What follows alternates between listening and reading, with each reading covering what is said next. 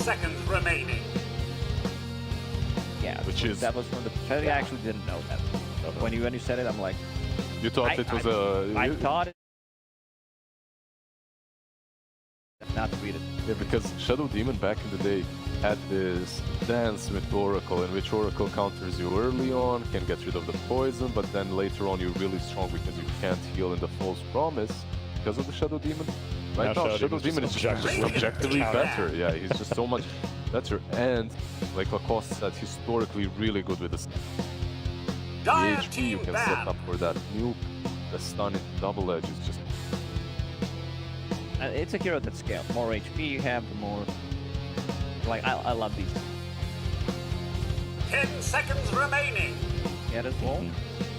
Grimstroke with the Aghanim's, Shadow Demon, and Shadow Demon has been always the tank deployer, because no matter how tanky you are, I'm going to use my catcher, you're half as tanky. One combo that I Radiant team banned. throw, or lower the HP. It's like dead, Reaper side gone. Another hero that... And there you go, there you go. Yeah. Good call. Actually, yeah, pretty solid, I guess, versus Still as well, but another combo now that we're talking about Shadow Demon, a hero that's been buffed up quite a bit. Shadow Demon. It's a bit of an older combo, but... I thought you were going to say... Okay, Luna is also solid, or playing it well, Luna is solid. Yeah, because TNC is one of the few teams that... Luna, so with Shadow Demon, Luna does not... I think... I remember one time that Numa picked Last pick Luna into Shadow Demon and just lost. Demon and they lost because I think it was Nil on Shadow mind. Demon or someone like that. Possibly. Yeah, I remember that game. Shadow Demon just loves playing. Mars banned out earlier versus the Centaur, it's really, really good. There, Mirana, okay, interesting. That's not the hero that I valued that much. Yeah, I think it's like a Tim's comfort kind of thing. They need the white one. Because Shadow Demon is more made master, can ignite people. Yeah. Those ignites are actually pretty good with the hero that they have. Enchantress. Enchantress. You can take over the Radiant They team. decide to go with the E5. Probably won't play into Enchantress. Into Enchantress? I probably won't play into her. That's the. So then is it so Enchantress 5? Yeah, Enchantress 5. You can still switch it up. You can send Enchantress versus DT, and then he can never have that damage. Yeah. But you can also never have that creep, because if you do get that creep, he will get that damage, because there's a cooldown on his Lion is okay. Then he goes in, gets hexed. Dire team. I play a lot of it as well. Points away. Exactly what he said. You like playing into these heroes that want to fight but have no real stuns or maneuverability. But I'm learning some fancy word here, huh? Maneuverability. Yeah, can you spell maneuverability? Don't try me. MANEUVERABILITY. I I think you're right. That was probably. Oh, of course. Words right. A lot, man. It would take me a year, but I'd get there eventually. And now they have to deal with both. Tango's got the maneuverability. Maneuverability. And I don't know why I struggled. Like, sometimes English. too many syllables. He terribly. Haven't seen him in It's also ages. TV into Lion into Enchantress. Yeah, You're not but gonna have illusions. You're like, never going to have illusion. They're going to get illusions are stolen gonna or die. drained. I guess But- they picked it versus Bristle, right? But, Shadow 10 Demon. seconds remaining. 2 more illusions. sure. You can't kill them all 5 seconds until remaining. you have the mana drain on everything. Yeah, I get the shard, and I mean, finger burst damage versus TV. With This no, is a weird like, pick. Yeah, exactly. Like there is a save coming up Shadow Demon, but it's not that Oracle type of thing where you Radiant team banned. are off. As well versus him. Dire team banned. Lash track, maybe. Lash as well. Ember, an option. That's the main. But I think the main was Skadi, which is 10 seconds remaining. very high in armor. problem is this very high in armor. That's usually 5 seconds handy when the remaining. laning phase. This'll, I don't think he's off lane. Nope. This is the It's Fango, one right? position, I think. It's the Fango off lane, one, or mid. I'd maybe prefer if they put Chris back and still have Terry Terry? matchup. Radiant team banned. Maybe that safe lane Bristol thought and wait to Shadow Demon's spell Dire on team spot. pick. The laners are banned out by T1. Radiant team pick. Dragon Knight. Dragonite. Very solid draft from you. Very Yeah. sturdy, bulky boys. It looks good. Now, you see this draft, maybe you don't think too much about the lane, but let's say 15 minutes, 20 minutes in, this draft looks good. They have like 20 centimeters on every hero of 10 TNC. seconds remaining. Height. 5 seconds And they have remaining. 320 kilos, maybe even 20 more. kilos, Yeah, yeah. these heroes look skinny. Razorback's supposed to be tanky, but Yeah, it's the spikes only. That's it. He needs that warpath. Yeah. TNC may be looking for a mid laner. According to T1's bans, they do. They're looking to lane against a PK mid. Could send a Pango. I feel like Pango would do pretty well, although I just never see Pang mid these days. It's trade, right? You trade versus Dragonite. That you lane. can't kill him. There's a Storm still in the pool. That's amazing versus Thunderblade. Good versus DK Yeah. in the lane. In other regions, like you also have attack lines.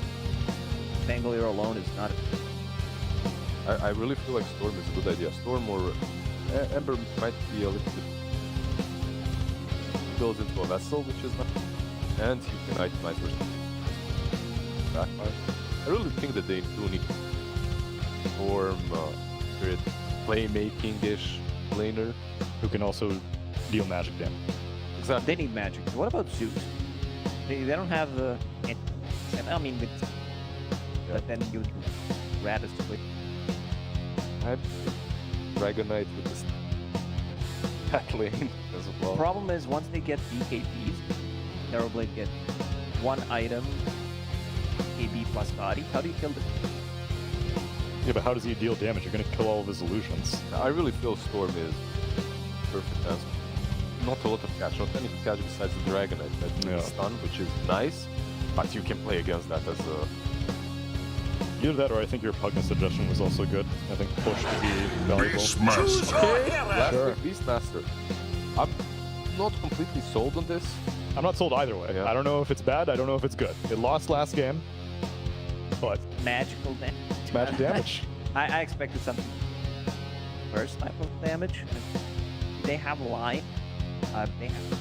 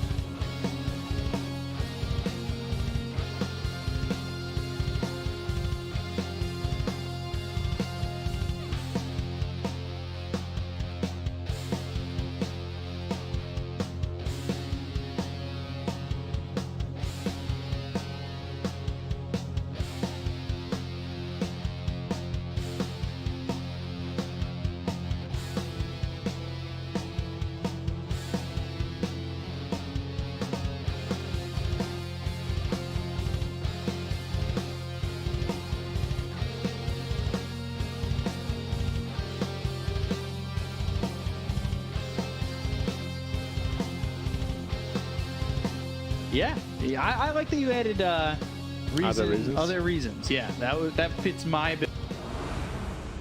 No. That fits my reasoning why I'm going TNC. So, yeah.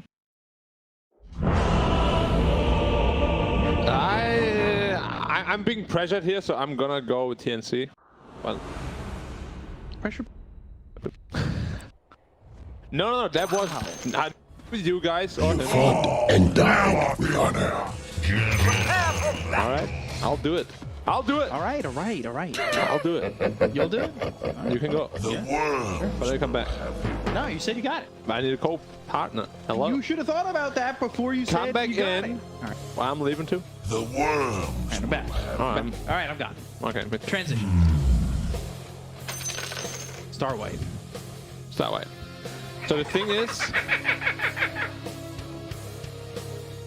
I chose TNC for other reasons. Other reasons. And Yeah. what were those other reasons? Well, I think Tsunami, summarized it pretty well. Right. Disappointment, Trust trust issues. in the chat. Do you have chat on again? Or do you have it off? Oh, let me Yeah. see. Oh, it's still under friendly players. All right, you, Like- you can come here if you want. Well, oh to. no, actually I have it. you fought and died with honor.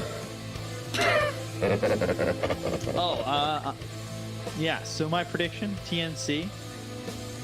You can revert still. No. They gave me a second chance in production. I'm going to go with TNC. I'm holding the script. I put peer pressure into TNC. Not by you guys, but by production. Like, prediction fast now. I'm like, okay, sorry. They don't talk to you. Nah, they would never. They're very friendly up there in production. Realistically, though, if the team names were hidden, Right. I would have gone for the dire draft. You think so? Yeah, like Terrorblade into 30 seconds to all of the battle. heroes is amazing. Just what I've been waiting for. TB's gonna have a stinker of a game. Stonker of a game. Hopefully. Because he has all the good tools he needs. He's gonna have a decent lane. With the Elder Titan protecting him. The +4 Hinge actually. And a +5 Lion.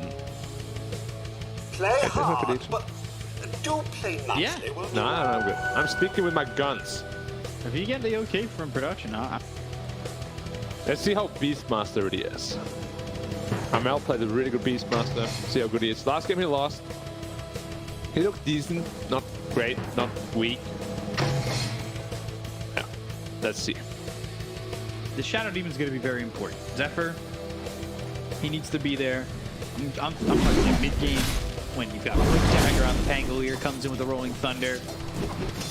Aims for 23 to put him up into the air.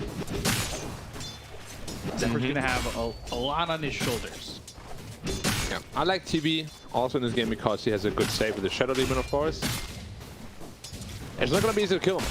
That he has a lot of Grisander targets. They do have tools to lock him down and kill him. It's not going to be easy at all.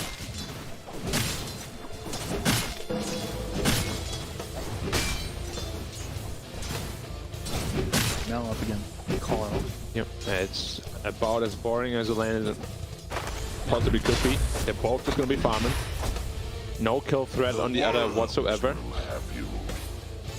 Quick pause coming out. 20 seconds. You think so? 19. The worms will have you. With those disconnects, maybe a bit I longer. don't know. You already said 20. That's -1 on the prediction, King. Well, you said 20. I said 19. No, I said I was counting down from your 20. I didn't even say 20. 5, 4, 3, 2, 1. They laughed at me. Well, being a laughing stock is something I'm very accustomed to. Not always a bad thing. Not always. Just most of the time. Somebody. How good is Bristleback become? Can Bristleback out-carry Terrorblade? And why is the answer no? I think the answer could be yes, but I don't think 1v1. Like, you gotta take in the team. Oh, so you're the kind of guy that hides behind his teammates. No, Is I that- don't hide behind my Yeah, teammates. I okay. show up with my. Sure, you can make it sound however you want. When they made Voltron, they weren't hiding behind their teams. They worked as The worms Of course. will have you. cool sprays. Viscous names will do stuff to stack. They've got the Earth Spike from Boomy and should have First Blood. And his goo is so strong, number one. One more. Matter of time. Quill, Quill gonna right click. easy. Gabby's got it. And the Soul Ring now up to food as well.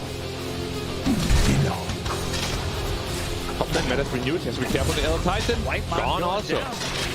Disarm proc. Oh, he gets it. You can see how he disarmed the enchant to slow him up. The impetus shots feel so heavy. This lane's putting in work. And we've seen a lot of enchantresses kind of starting to skip the impetus. Or they'll go like 1-4-4. Yeah, but I like the impetus there.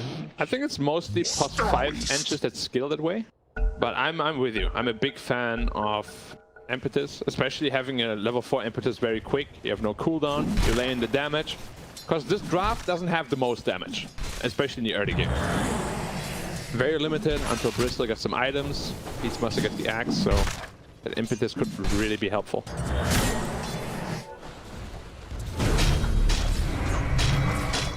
See, we can stay safe in this lane.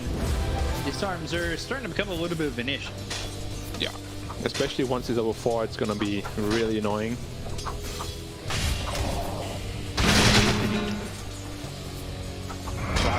No disarm, no e-shot proc. Oh, they actually didn't manage to block the camp properly. The setter is gonna cause quite a bit of problems. 23 already, down to his last tango. Actually, I believe buys another stack of tango. Money changes. He definitely needs more regen here. And he found a tomato now. The worms Running out in 20 though. If you want to go, you gotta go now. and I. Got the Hellbear smash, but look at the disarm. They'll look to get the kill on the White Mon. Taking a shot, looking for the sweep. Just sweep up the Hellbear smasher. Baka a little low. They use the mana. Quaker might just die though. Wow. Thunderclap. Wow. Whoa. That's. I would say that's worth it. Yeah, there's a ton of damage coming out from the Eng and her taken over creep. Not a good death for TB. Exactly. Using that to farm. Yes, he gets a kill there, but it goes to White Mon to start, and then it's the meta to fight. Just overall not the greatest situation for the Terrorblade. But he should still be fine. He's gonna build up a Wraith Band or two, maybe treads fast, and go back to the jungle. So either way, he's gonna be farming quite well. Elder Titan in trouble again, potentially. Swashbuckle on 2. 1. Swashbuckle slaps with the impetus shot and Dead again? kill. Wow, Tims is getting a lot out of this Enchantress. But going to the Nature's Attendants, I still want to see him put a lot of focus and attention. The impetus shot. Quills, right clicks, and Zephyr gets the kill to Gabby before he dies to Boomy. Yep, still a worthwhile trade. And another pause. And another! You fought and died.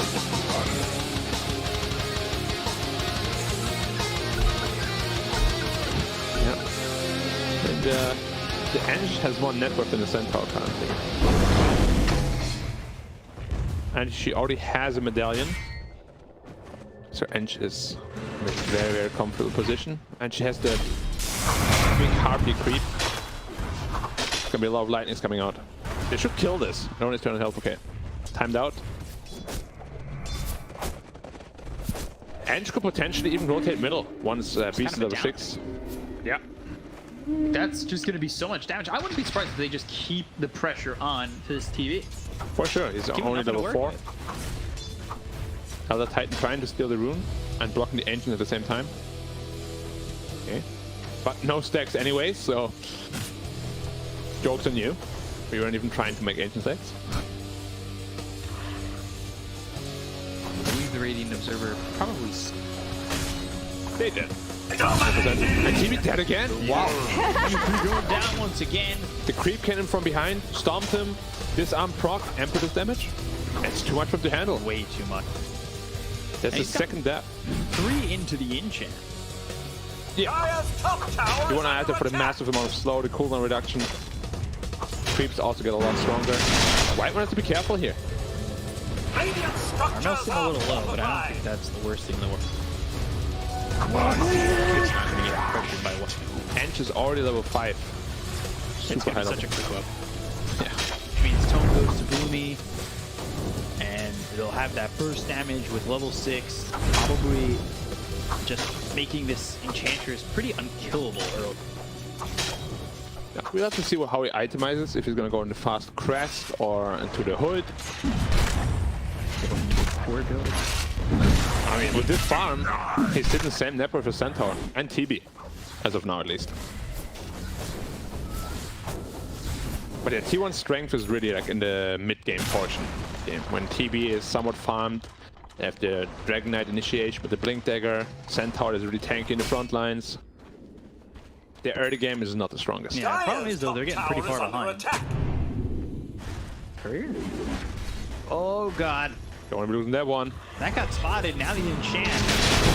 On to 23, they got the disarm. They have to roll. And they have the Rolling Thunder, they have an infinite shot coming in. Rolling Thunder hits once, he needs to try and turn himself around. They've got themselves a sweep.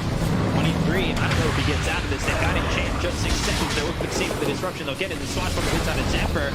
And Earthspike on the right time gets gold. And 23 drops. Zephyr will get likely to fall too, but there's the Dragon Tail coming in from Carl. Bot on the run. Whitemon here. Tims would like to save him, but he can't. Rui also died to 23. Ends up being a 2-for-1, but you do lose your Terrorblade, and you're not even going to get Tims. At least you had to rotate a lot of heroes in, so it's not the worst for TNC, but those 2 kills. And TB Courier. Oh no, was there anything in there?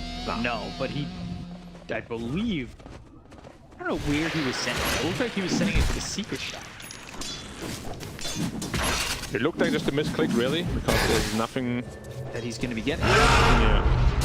Raw mid lane. DK, the Elder Dragon Form should be gone in just a second. They get the Swashbuckler coming through as well as the Air Spike. They'll hex at the Elder Titan, but they don't get the damage out on the Carl. Disruption, Whitemon might be able to set up the stun. He's caught, and he's already got himself an Ancient's Attention, so it's only level 1, but it does give him enough to survive here. They'll go after Zephyr, back around. There's the kill onto the Shadow. They're playing at the pace right now that T1 is not comfortable with at all. Like, they're trying to respond, but they're always just a little bit slow and end up being outnumbered. Bristleback is pretty much free farming, pressuring the Centaur by quite a lot, and his Beastmaster also has 1 net worth in the DK. The question is, how strong is his new Aghanim's really? What it all comes down to. Last game it looked decent, but not super game winning or anything like that. Yeah, I think now it's a lot more susceptible to missing. Yeah. You'll get the next one. But yeah, we'll have to see how strong it actually really is, because they last picked it into a Terrorblade as their magic damage solution, so they obviously have quite a lot of faith in it. TB level 6 now, no point in Sunder though, so if he's in a bad spot he can die easily. It's 2 levels behind the Bristle. Doesn't land the sweep on a Tim. Medallion over on a Whitemon. Shadow Poison being thrown out, so they left the Centaur by himself, which isn't much of a. I mean, Tim's is just there in the jungle, basically just giving vision on 3 heroes. Yeah. All by himself. And they just can't kill him. I think it's giving you a soul lane over to the Bangalore. So the question is, who do they kill? Bristol's a tough kill. Engine's a tough kill. Tower is under attack. They don't have the greatest tools right now. DK is going straight into a blink. Probably will have to wait for that until they can start making proper moves around the map. 3k behind already. Pre-10 minutes, not a good look. Bristle already working with 20 health regen.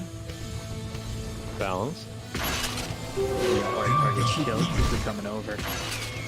What he expects to get done. Maybe just contest some of the neutral experience. Yeah. Beast is keeping bottom actually. They're looking for a Centaur kill here. He has Stampede though, so he should not be dying here. Figures it out as I was gonna say, as Armel. Nature attend us. Disruption, Swashbuckler not gonna land, looking for the sleep. That won't hit. And just so he's still playing around with the 3 heroes there. He just never left the spot there. It's kind of disgusting how much info and how much he's gaining for his team by being there. You fought and died. So much info. Oh, and Bristleback is even just running to the enemy Ancients and stealing them. And they can't contest him. All TB can do is run away, get the green flags.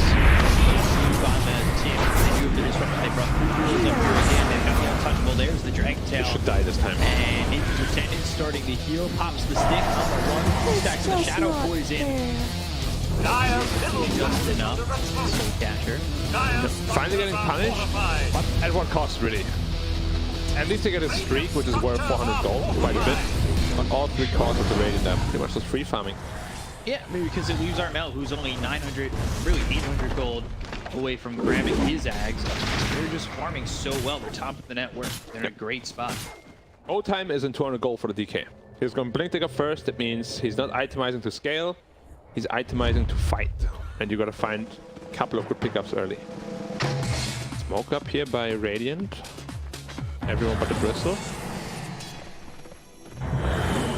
Looking for a raw initiation here.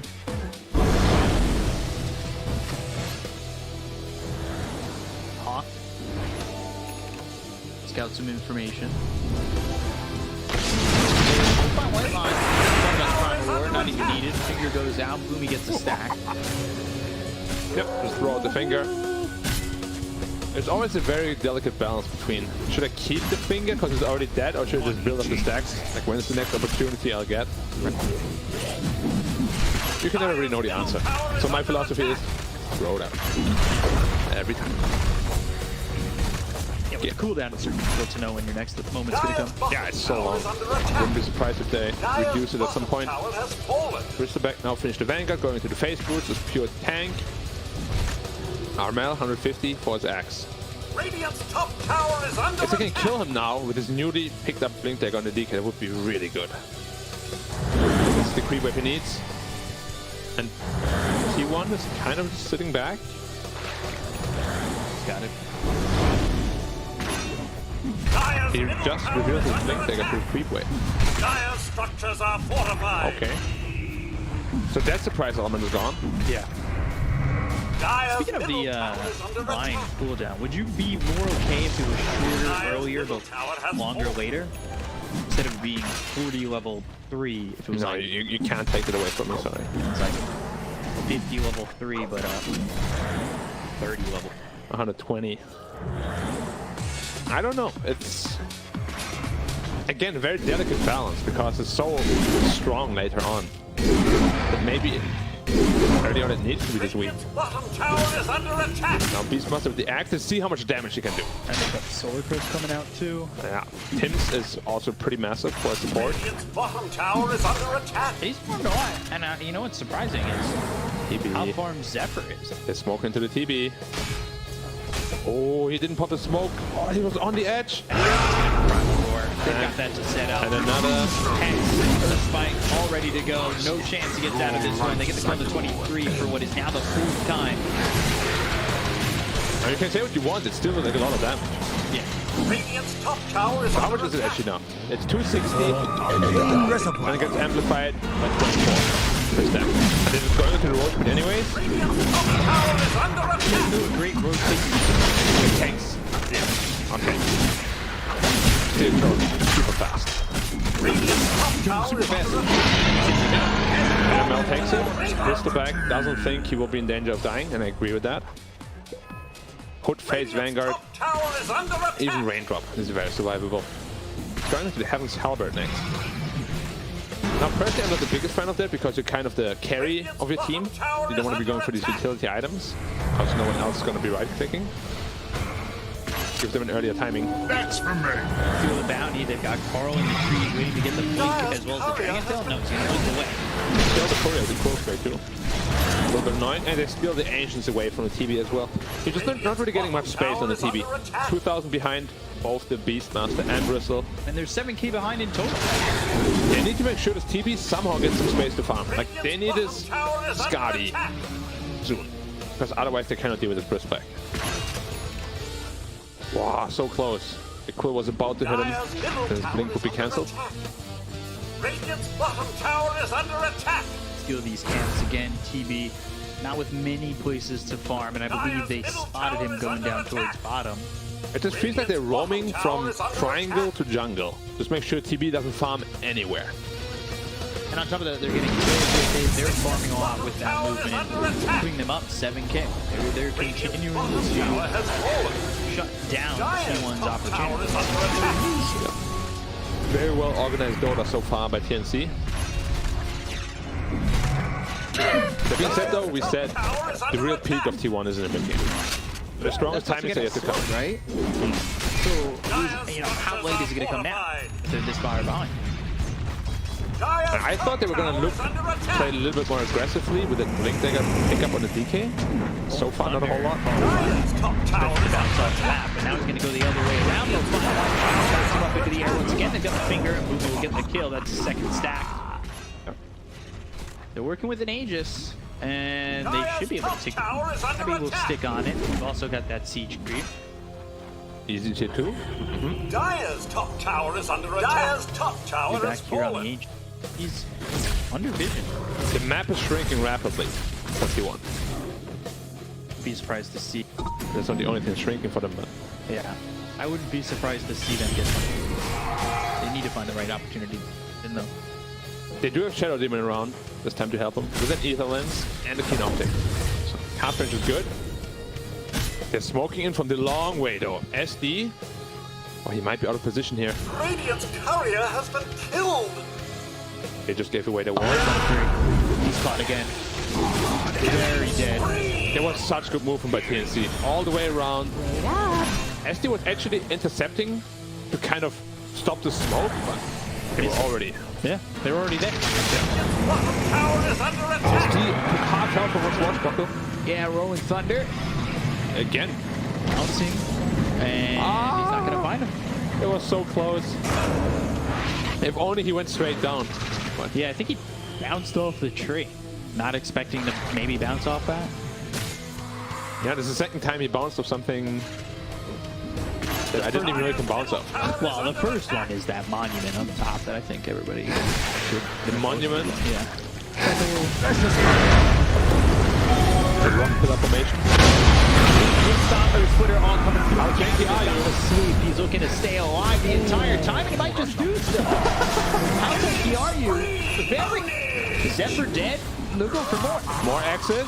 Whitemon, he'll TP. No way to stop that. Gabby survives the entire onslaught. They threw everything at him. I did not think he would be that survivable. ET aura on top of him. When I say aura, it's only level 1. No, out of these teams not electing to put more in the aura. I'm a big aura fan. I don't know. Can't answer that for you. Dire's middle tower is under attack. They have a lot of setup this game with Centaur and Dragon Knight, so Dire's middle tower has fallen. I'm with you, man. I'm surprised they didn't put more points into the aura. Radiant's Just to top amplify all that tower is magic under damage the attack. Shadow Demon and Centaur are putting out as well. TB finally managed to find some space to farm a Sage at the very least. Radiant's top tower is under attack. Now since you're computing, status resistance online. Maybe can get a good Sunder off with that and turn the fight around. Under attack. Yeah, we'll have to see. Because it's not looking easy for the TV team anyway.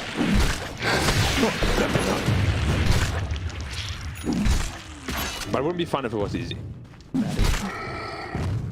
That must be 23's mentality here, or T1's mentality as a whole, because the last couple of series that they played, they won one, sure, but didn't look pretty. Blink Dagger now available for the Pangolier. That's going to make it even more difficult for this T1 side. Yeah, I also like the Maelstrom picked up, not only to scale more, but it's also very good against the Terrorblade illusions. Radiant's top tower is under attack. Okay, if TV gets up to Skadi, panic, Radiant's top tower they're has in a very good fallen. spot. But it's 10k all the way. Yeah, it's 10k gold away, and that's the same amount of time TNC. So, yeah, maybe. You also gotta realize though, this Bristerback is not itemizing to be like a hard right clicker. They're going pretty heavy onto the spell damage. Maelstrom, Beastmaster Axe. Now he's going to the Eternal Shroud as well. So this TV will be very survivable. Yeah. It'll be Tim's who does all the damage. Does he have Max and Peters? No, he only has a level 1, but look at him, he's taking damage. That's your carry right there. I'm telling you, B-Cop, Skadi Satanic. He has a smoke on the Terrorblade actually. Precious bounty. Why not? Because you should be farming. True. Arcane Boots now also picked up for the Pangolier. That means he's going to be going to Lotus up. Yep. That's that one queued up. And now a 4-man smoke. And the TB still is holding one. Very interesting. If you couldn't kill the Bristle before, now he's Eternal Shroud. Good luck. Yeah, I think if you see him, that's... No. You have to ignore him. They'll come all the way bottom. They might find bot. This is close enough to the tier 2 in the outpost, though, that could go severely wrong. Wow, playing God. There was not a reaction. There was They'll purely be based on told the instinct. next day. Fought and died. Wow. But either way, it was spot on. Like, he was about to stun him. He actually did stun him. Like, he dodged the Dragon Tail with a blink. But there's no way there's reaction. That's like, no, I won't believe. Dire's No one's courier faster has than me. been killed. Well, not only in Dota, but... TP over and White Hawk. Final Roar. They've got the Hex onto the Shadow Demon of Zephyr. He got both. Gut Punch. Finger used again by Boomy. That's his third stack. That was a level 2 finger, so way less cooldown. And I'm not sure why they were sticking around for so long. Only the 2 Sprites. No killing power. Edge, Dragon Tail. How tanky are you? Double Edge. Can you right click this map? I can't. Very tanky. Ran off. Enchantress. 3 core heroes can't even kill the Edge. Enchantress just breeding the strongest. She's ridiculously tough. Wink, hook stomp, viscous nasal goo. That's the goo, but Still on the run. Viscous nasal goo will push him all the way back. Swashbuckle for sure. nah, just make him, you know, a little bit scared. Make him feel the fear. 12 kill lead now. The map is shrinking. Arms around the neck are slowly squeezing. Yes. Maybe even faster than we think, because the lead is growing rapidly. And not off many kills. No, purely off map control. They're not giving T1 any space to farm at all.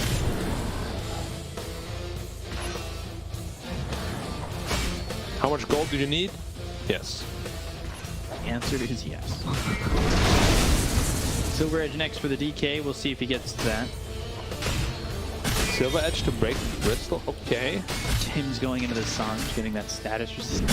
Silver Edge is very pricey too. You good 5K item or something like that. Very pricey. The amount of information Tim's is getting this team is... Yeah, it's insane. And I just started at like minute 10 already. He just stands in the jungle, sees 3 heroes the entire time. And he's only level 10. He's only working with 1 untouchable. But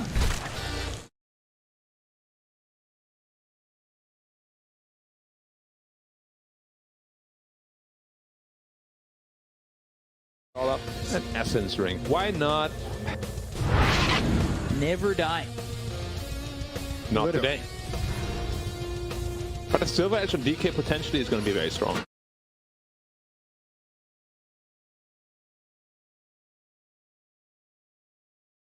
Five-man smoke. 4-man smoke. They don't know about Roche at all. They're smoking down to the Radiant jungle. That's a very big mystery here from T1. Free Roche, free Shard, free everything.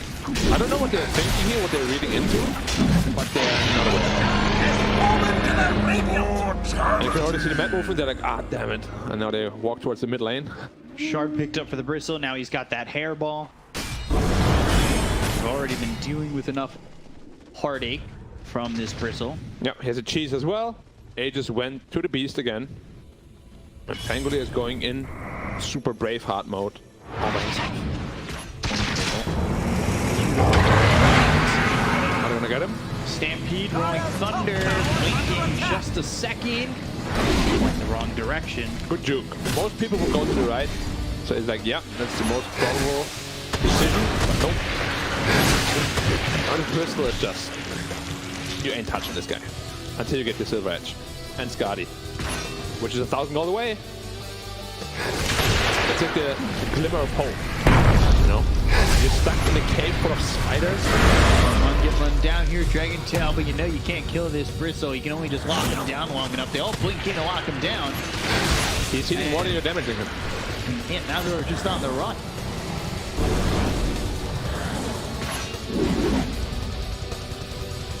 All right. See, they gotta.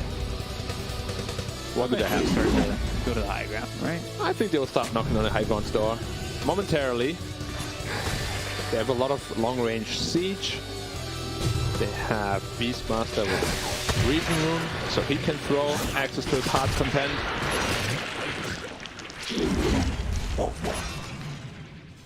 That's on the axis. Yeah. Can you give me a hairball?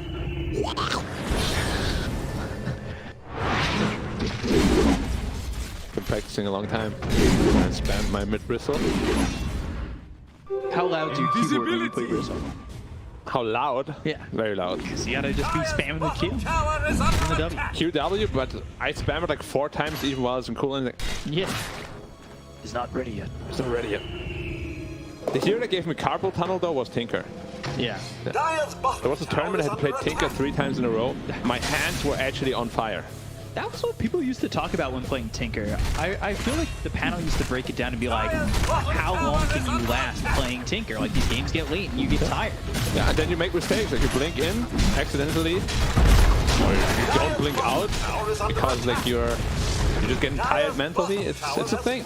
But with Bristol, I think it's a little bit easier. Carrier has been killed. You're gonna make sure you use your active abilities. And now they've knocked them in the high ground. What's your defense? What can you do? Think about going into the rolling thunder. That's a lot of damage on the tower. Stun on the DK, but Gabby's moving forward. They've got the rolling thunder. That's going to hit on the column. They've got the finger going out to Zephyr. They're getting to the Shadow Team to buys back immediately. 22 comes over with the meta. Put his attention on the tank for a second. Rolling Thunder still bouncing these heroes into the air. The Swashbuckler disarming White Mamba. Look over at Cuckoo. They've got this disruption to keep him alive. They're chasing. Meanwhile, Locke on the other side of the fight. He'll survive. Swashbuckler over again. He's up to 23. They got the no buyback. Cuckoo. They'll get the cut of Zephyr. So Zephyr all back once in this fight. Gabby eats the cheese. Back to full health, full mana. And they should be able to keep it going on the high ground. he didn't even have to do the cheese. Just did it for semantics. X23 in trouble. Spike to follow it up. From Carl into danger. They've also got the on Gabby, but it's just not enough damage. They're starting to take away the mana from Cuckoo. They've got Gabby moving forward. There's the Dragon Tail. Shield crash right on top of the Centaur. Take them all the way back into their base. And they will take this tier 3 fight. And about 52 seconds already. Metamorphosis timed out. And they have nothing left in the tank. Like, what can you do? Nothing. Yeah, you actually just can't do anything. The long-range barrage from the Beastmaster the entire time. Super tanky heroes in your face. Savage tried to kill the Ench out of all heroes. Yeah, I wasn't sure about that. Just not right-clicking at all. And now he's back to farm. Well, at least Shadow Demon is up in 5, but Bristol's BKB is already off cooldown, courtesy to the Quickening Charm. He has so much health regen, 36 health regen, 20 armor with a Solar Crest. You ain't killing this guy. This line has an Aeon Disc. He was going Axe to start, but he goes back into the Aeon Disc, and now he's got 500 gold towards the Axe. Did it? Pos 5 line is even thinking about Axe should give you a good perspective on how the game is going. Yeah, and he was thinking about it before, but he wants to survive. He knows he offers a lot of lockdown. It makes much more sense. Like, you're not the guy that needs to deal damage. You need to be heroes that actually have to do it. And this was the Skadi reveal, pretty much, and it didn't amount to a whole lot. Precious bounty. Minus 30 seconds of the Primal Rook cooldown. That might be... If they go high ground very soon, it's gonna be problematic. Like, he's 1k gold away from the Silver Edge. Alright, so, round 2, let's go. Airball, blink, stop coming through. Just enough damage on the Gabby, but it's not going to be enough. They've got the Earth Splitter coming through as well as, well, the Solar Crest. That gets reflected. Thunder bouncing around from the lock. Right clicks coming in from the Enchantress that are starting to tick away at these heroes on T1. Tibbs feels confident enough to be moving near the tier 4s. Blink boost on Double Edge, and then that right quick. Can't get onto this Enchantress. Tim just doesn't take damage. Wait, tanky. Post spike on the crew. They've got the finger to follow it up, but it's not enough damage. Stake to be used. He continues coming around the horn. They look over it on Mel. He might die here. Has his BKB popping. He's getting focused by Carl. See for a moment. White on what's the right click. 23 gold gets the kill. He's got for 73, but they lose the Shadow Demon as well as the Elder Titan. Still, focusing team 23. That might not be the way to go about this. They got the Lotus Orb on the Gabby, and 23, he's disarmed. 23, he's in trouble. 23, he is dead. Triple goes for Gabby, who goes for the Ultra, and he won't find it because Bach gets the kill. They're back in their base. Carl, he can only just watch as the rest of the team is dead, and TNC will ravage the base. And Carl's getting the mass tips. He got a lot of tips against Boom already. Maybe Carl, you know, on the chopping board for a lot of teams here. Smack talking. But yeah, this game is done and dusted. There's absolutely nothing they can do. They're still staying in the game. What we're talking about, what went wrong. Kind of digesting the loss, you know. But sometimes I think they want to get to the next game. Some teams, you let it digest and then you're on to the next one. You can let it go through, don't tell. Exactly. Like if you GG out right away, it could lead to a potential kill. But yeah, there's no way to win this game at this point unless they die Fountain, which TNC, which even then, maybe Bristol is still good. So there's the Megas, there's the 28,000 net worth lead. Alright, so DK, last glimmer of hope, Silver Edge will be online for the next fight. Vatos picked up for Bach. Maybe a surprise kill on the Bristol somehow. Although he just picked up the Bloodstone. Yeah, this guy is not gonna die. We'll see if he puts in the Paladin Sword as well for additional life leech. Spell lifesteal. Wait here. It does. For the Pango, we barely see this item. It's expensive. Better options. It fell out of favor very quickly. Like when it was first released in the patch, a lot of people bought it. But it's kind of underwhelming for the price. Whatever. But at this point, you know. Airball. Stop! Thrown out. Rush up again. And it's a 5-man smoke. DK already popped ulti. Like by the time they reach the fight, it's gonna be half duration already. Yeah, and this Roche is refresher shard. More importantly, when they're all running it, it's super obvious that they're coming. Yeah, they're on their way. They're going after James once again. The damage would break. It's all there with an Aegis as TNC will finally die. The BKB gets popped by Armel. They actually don't have Tims for 43 seconds. The Metamorphosis from 23 is onto the high ground. He's over the Beastmaster, but now the Primal Roar has got to start the point. The fingers outside. He kills Gugu. Blowing up the Centaur. Armel is done. He's got no buyback for 2 queens in too deep. Carl trying to run from this Bristol. He is putting out a lot of his nasal to his base is dying. And the base is also dying. He has the TP back after the sweep pitch from the Elder Titan as they have lost one tier 4 and they are forced to glitch. And still not GGing out. He won very... Oh, Carl. Just got 10-man tipped. Again, yeah. This is the second time. Haha. I mean, I don't think he can be too happy with this. And Gabby's just in, takes the tier 4. They'll look over at 23. The throne is available to take. Whitemon looks for the sweep out of these creeps, trying to slow that down as much as he can. He's got the Centaur health back in a second, but they don't slow the airstrike. They look over at 23. Who looks like he won't be able to get any Sunder off as it's not available, and Gabby will run into the base. He might even run into the throne. They'll finally call GG, and TNC will take game number 1. They got... Yeah. So you didn't have to change your prediction? Yeah, I said I wouldn't, because I'm a man of my word, and... But you were scared. Well, Tsunami and I...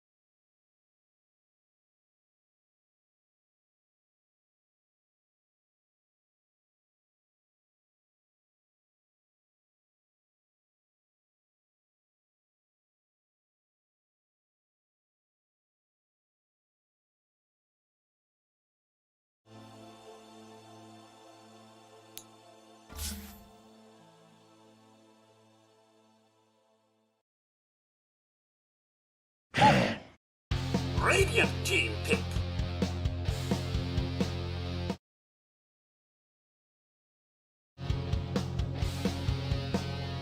Dire team pick.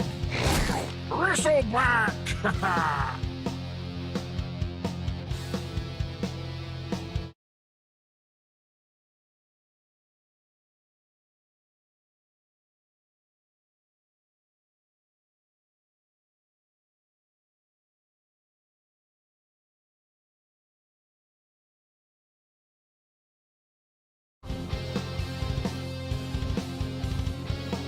Dire team ban.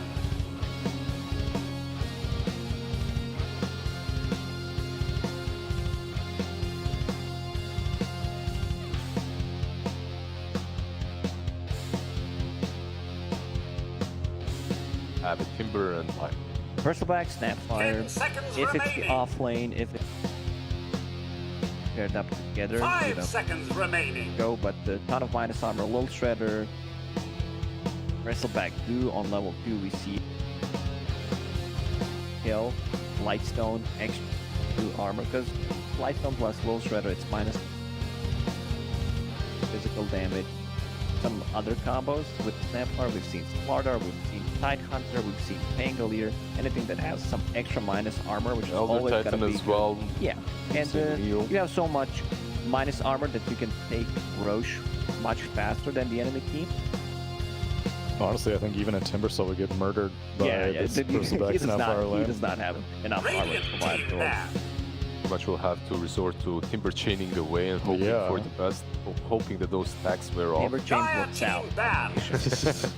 Which you're Or going, TP to the base, perhaps. you're going into 2 strength heroes. Ideally, you want to be able to Whirling Death them, but I think that's going to be a possibility for them. And we'll see. These Timber Soul lanes 10 can be, seconds if he gets remaining. his levels fast enough, Radiant team ban. get the kill, then suddenly you lost 2 Dire medic team chance ban. Misleading. I like your choice of words. You can feel misled on occasion. They're like, oh, I can know take when- this Timbersaw. He might be a problem. It might be a problem, exactly. Centaur band out, Phoenix 10 band out, seconds but remaining. meanwhile, is Void Spirit is something that can turn that 5 seconds remaining. Bristleback and Bristle front. mislead him from the path, make him a Bristle front. Yeah, exactly. The Morphling, possibly the best carry versus him. He doesn't care in the laning stage, yeah, exactly. Now you get a sneak. Full mana might pressure you at all, especially during the laning stage, but they might not, because they're still a very good tank. He's also a match body buyer, so 23 Savage comfort for sure as well. But you can see that they're expecting. They're banning out the Centaur. They're really thinking off lane. The cost, how'd you feel about seeing Beastmaster after game 2? Still not enough information? It doesn't feel as well, really obviously. obvious. Yeah, but I don't think it's a top tier pick anymore. Okay. It's a strong hero, but I wouldn't. First I'd- phase. Yeah, I would still like prefer to have fire, like Soul Crest and the Full Shredder, duration and the mana cost. Like I still very 10 valuable. seconds remaining. You're Beastma- saying like first phase material, right? Yeah, Like, yeah, yeah. that's- But I 5 don't seconds value these remaining. things. Radiant team pick. Phantom Broken. events. I agree as well. PL versus Bristleback. Okay, it can go both ways. It's solid for PL, the defusal. If you get rid of his mana, you can't really do much. But then again, you're a Bristol. If you name of the item that he had last game, 10 Eternal Shroud. seconds Eternal remaining. Shroud, exactly. You get the Shroud, you're gonna have mana. Honestly, 5 sometimes seconds it's in your remaining. benefit to run out of mana, because then PL with the Diffusal Blade is like, now I don't do any Yeah, not damage to doing you. damage, yeah. And now I'm just racking up quills. Yeah, so the counter is the Phantom Lancer. You drain all your mana. Let's say you're playing Lashrak, you use the Pulse Nova before coming into a fight, and they're Exactly. like, what up, Phantom Lancer? And then you just right click as a Lashrak. Then That you sounds like activate Bloodstone for 1 HP. it sounds like some amazing meta you guys are developing here. So what's good against Phantom Lancer? Puck is banned out. If they need an off laner, I wouldn't mind.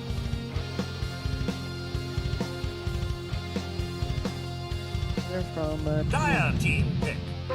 Mid lane can feel wall. Whoa, big. Versus is good Timber against is it, fun, yeah. yeah. Steal that, rolling that. Anything that you steal is pretty good. Steal but anything rolling from that- Lion also. Line, exactly. Pretty solid pickup. We don't really see a lot of Rubik, and he's not the world's most seconds respected remaining. position 4 at the moment, but there is a place for that. 5 I was seconds stuck. remaining. For a very long time. Yeah, you know, DH Rubik, like best Yapso hero, Rubik. Yapso Rubik, best hero in the Assassin. doesn't feel as strong anymore. Radiant Feels a team bit down. like, yeah, you know, it's a Rubik. Talking about the Leshrac, Man, you know, because he is a counter. he is, but he won Reddit really well. They went with picked the Nyx Nyx this time, earlier, so- and No. this is... It's a tough matchup. Leshrac does not like to play into this hero. You could potentially get Shroud, which is a relatively counter to mana turn. You're gonna have some mana, but of course you're BKB just feels really good playing this hero. I think 5 this seconds time around, remaining. except for BKB, maybe you can sneak boots of travel for Lesh. I just want Radiant T1's draft team once again. I love the draft so much because this Nyx Assassin answers 3 heroes of me. You have Carapace versus Mortimer's case versus Yeah. back to set things up versus Flash. It's such a good pick, but I'm still worried if they will be able to execute on the same level of TNC. When Snapfire 10 was seconds introduced, remaining. without how to counter it, you don't even need to be with Nyx. 5 Walk seconds in with remaining. Carapace on. It's overtime damage, you're gonna stop that Mortimer. So Looks annoying. good. Yeah, It's looks such an good. annoying Yeah. hero to play against. This Nyx Assassin is such a bug like, that messes with It you. was such an annoying rock paper Yeah. scissors because then Snapfire would always be insta-picked against Phoenix, and so there was like this Nyx, Snapfire, Phoenix trifecta that would happen in the first phase of all of them, and now it kind of died out. But Nyx Assassin, like you said, Lizard, has a place against multiple heroes against TNC. And his stocks are rising. We have seen Chinese region as Yeah. well picked quite often with that Aghanims build too, which would be alright here for T1 as well, but that would be Dire probably team Lion ban. on 5, which I don't like. This should be a 5 Nyx for Lion. And Nyx is okay as 5. The levels, this hero, pretty much that's all he needs. His abilities are. No matter which one you're talking about, the Carapace is good. And if it's a 5 Nyx, I 10 seconds remaining. more point turn because a lot of value like Flash Rack. 5 seconds remaining. Crazy. You just don't need a lot of that hero. That's, No, you, it's you just- can play him on a 4, but it's like clockwork. You can play him on 4, you can play him on 5. Still will get the job done. Pop band out plus the Lina from TNC. That mid lane a little bit here. Predict. 1. We'll see. Possibly they need another offlaner out. Yeah, they banned that Legion. Darkseer, Like, Centaur. Like, it's a lot of value would come from that hero. Overwhelming God's always going to be good. Phantom Lancer and the spell mechanic plus a shard on Legion Defender is really weak. There's an Radiant Underlord team as well that they could ban out. Versus Timber, it can be a little bit problematic. Versus PL, it's great. Tidehunter, still another availability as well. Tidehunter, a very good hero that can cause and make Phantom Lancer's life a little bit 10 harder. seconds remaining. What am I missing? We'll inform you later on. 5 seconds remaining. Go back to the draft. What else could there potentially be? Laner, like they could also swap things around to get Bristle as the offlane. grab to get replace the offlane. Worry too much. Dire team. Lancer.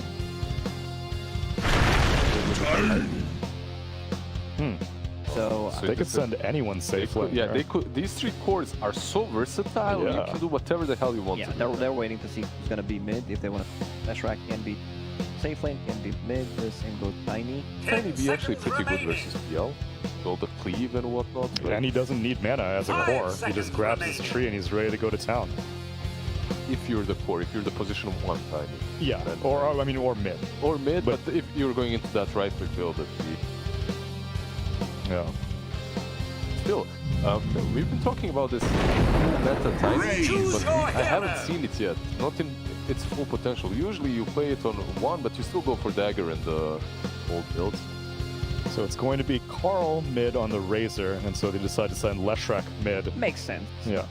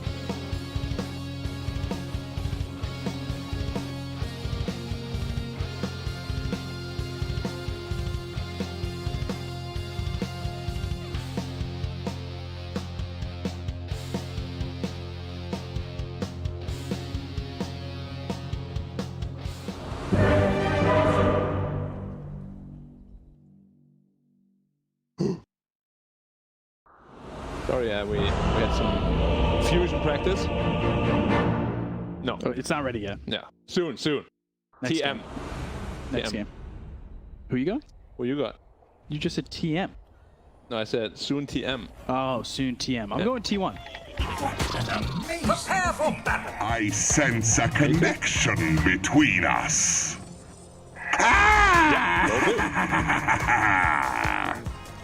But not number when I'm on 2? camera because I'm camera shy. Camera shy? Yeah, so Okay, I have to wait until the camera's gone. block Okay, you. All right, now I there can you go. talk about Dota.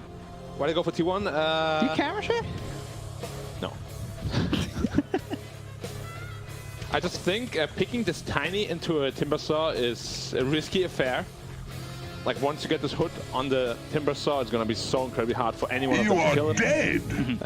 Phantom Lancer is somewhat answered by the Ledge Rush, but he's still gonna have a potential to go out of control. And of course, the Nyx Assassin just counters pretty much all of their cores. Yeah, I'm worried about if they give too much time to 23 on this Phantom Lancer. I'm a lot more confident with him on this hero than many others. But also, the lockdown's there for T1 with the Nyx with both their supports, really. I think if Timber goes untouched, he could have a really, really good game. Yeah, once again, I think their draft is a little bit superior. Maybe like 60-40. It's just the play of TNC that might be too much for T1 to handle. But if you have a draft like this, like, you're gonna be able to execute it. Right. You're a major attendee, 10D. and you were what, 4th or 3rd in the first season. Like, you gotta play to a certain standard, right? So yeah, like show me something, T1. Show me something. I've been a long-time supporter. Season 1, I voted for you every game. I've been disappointed many times in Season 2 as well. But it's gotta stop at some point. It's gotta stop these drops. Yeah, so T1, they were 3rd in the last season. Yeah. They went 5-2. Yeah. Like, they're already at 1-2. If they lose now, it's already worse than Season 1. It's already worse than Season 1, and you've got 3 teams already at 3 wins. Like, Pious. it's going to be tough for you. And those are, you know, one of those teams is Boom that already beat you. Yeah, it is probably tough affair. If they lose this game, even getting to a tiebreaker is going to be incredibly Courier has difficult. been If killed. at all possible. Yeah, Boomy sniping the courier of Zephyr. 3 over. Alright, this lane is all about just getting Timber Saw to level 3 without him dying. Once that's achieved, he's pretty much unkillable. Until Lash is level 6 and maybe rotates. I think the lane's fine. Overall, right? You mean for Timber? Yeah. Oh yeah, for sure. It's a free lane for him. Tiny will never be able to threaten him. Is it free enough for Zephyr to move? Yeah, for sure. Especially once level 3 hits. Okay. There's no reason for Zephyr to even stay there. Like, he won't be able to really assert too much pressure. Maybe he can pull a little bit, but the pull right now is actually not blocked. Timber level 3, you leave. Probably just to check runes, make the life of Lashrock hard, which is the hard counter to your PL. Make sure the PL is having a good game. Yeah, get him to a point where he can deal with the counter pick of this Lashrak. Potentially just even try lane top as soon as the Timber is free. Going the different build that players have been trying on the Phantom Lancer, right? Which one is that? It's like the Aether Lens, Octarine Core with the Shard. I mean, it usually comes as like 4th or 5th item. It's still decent in this game as well. Just because it adds another layer of gameplay. Ooh, it's a lot of damage. I've not Cookie, but got the Spike characters back on that.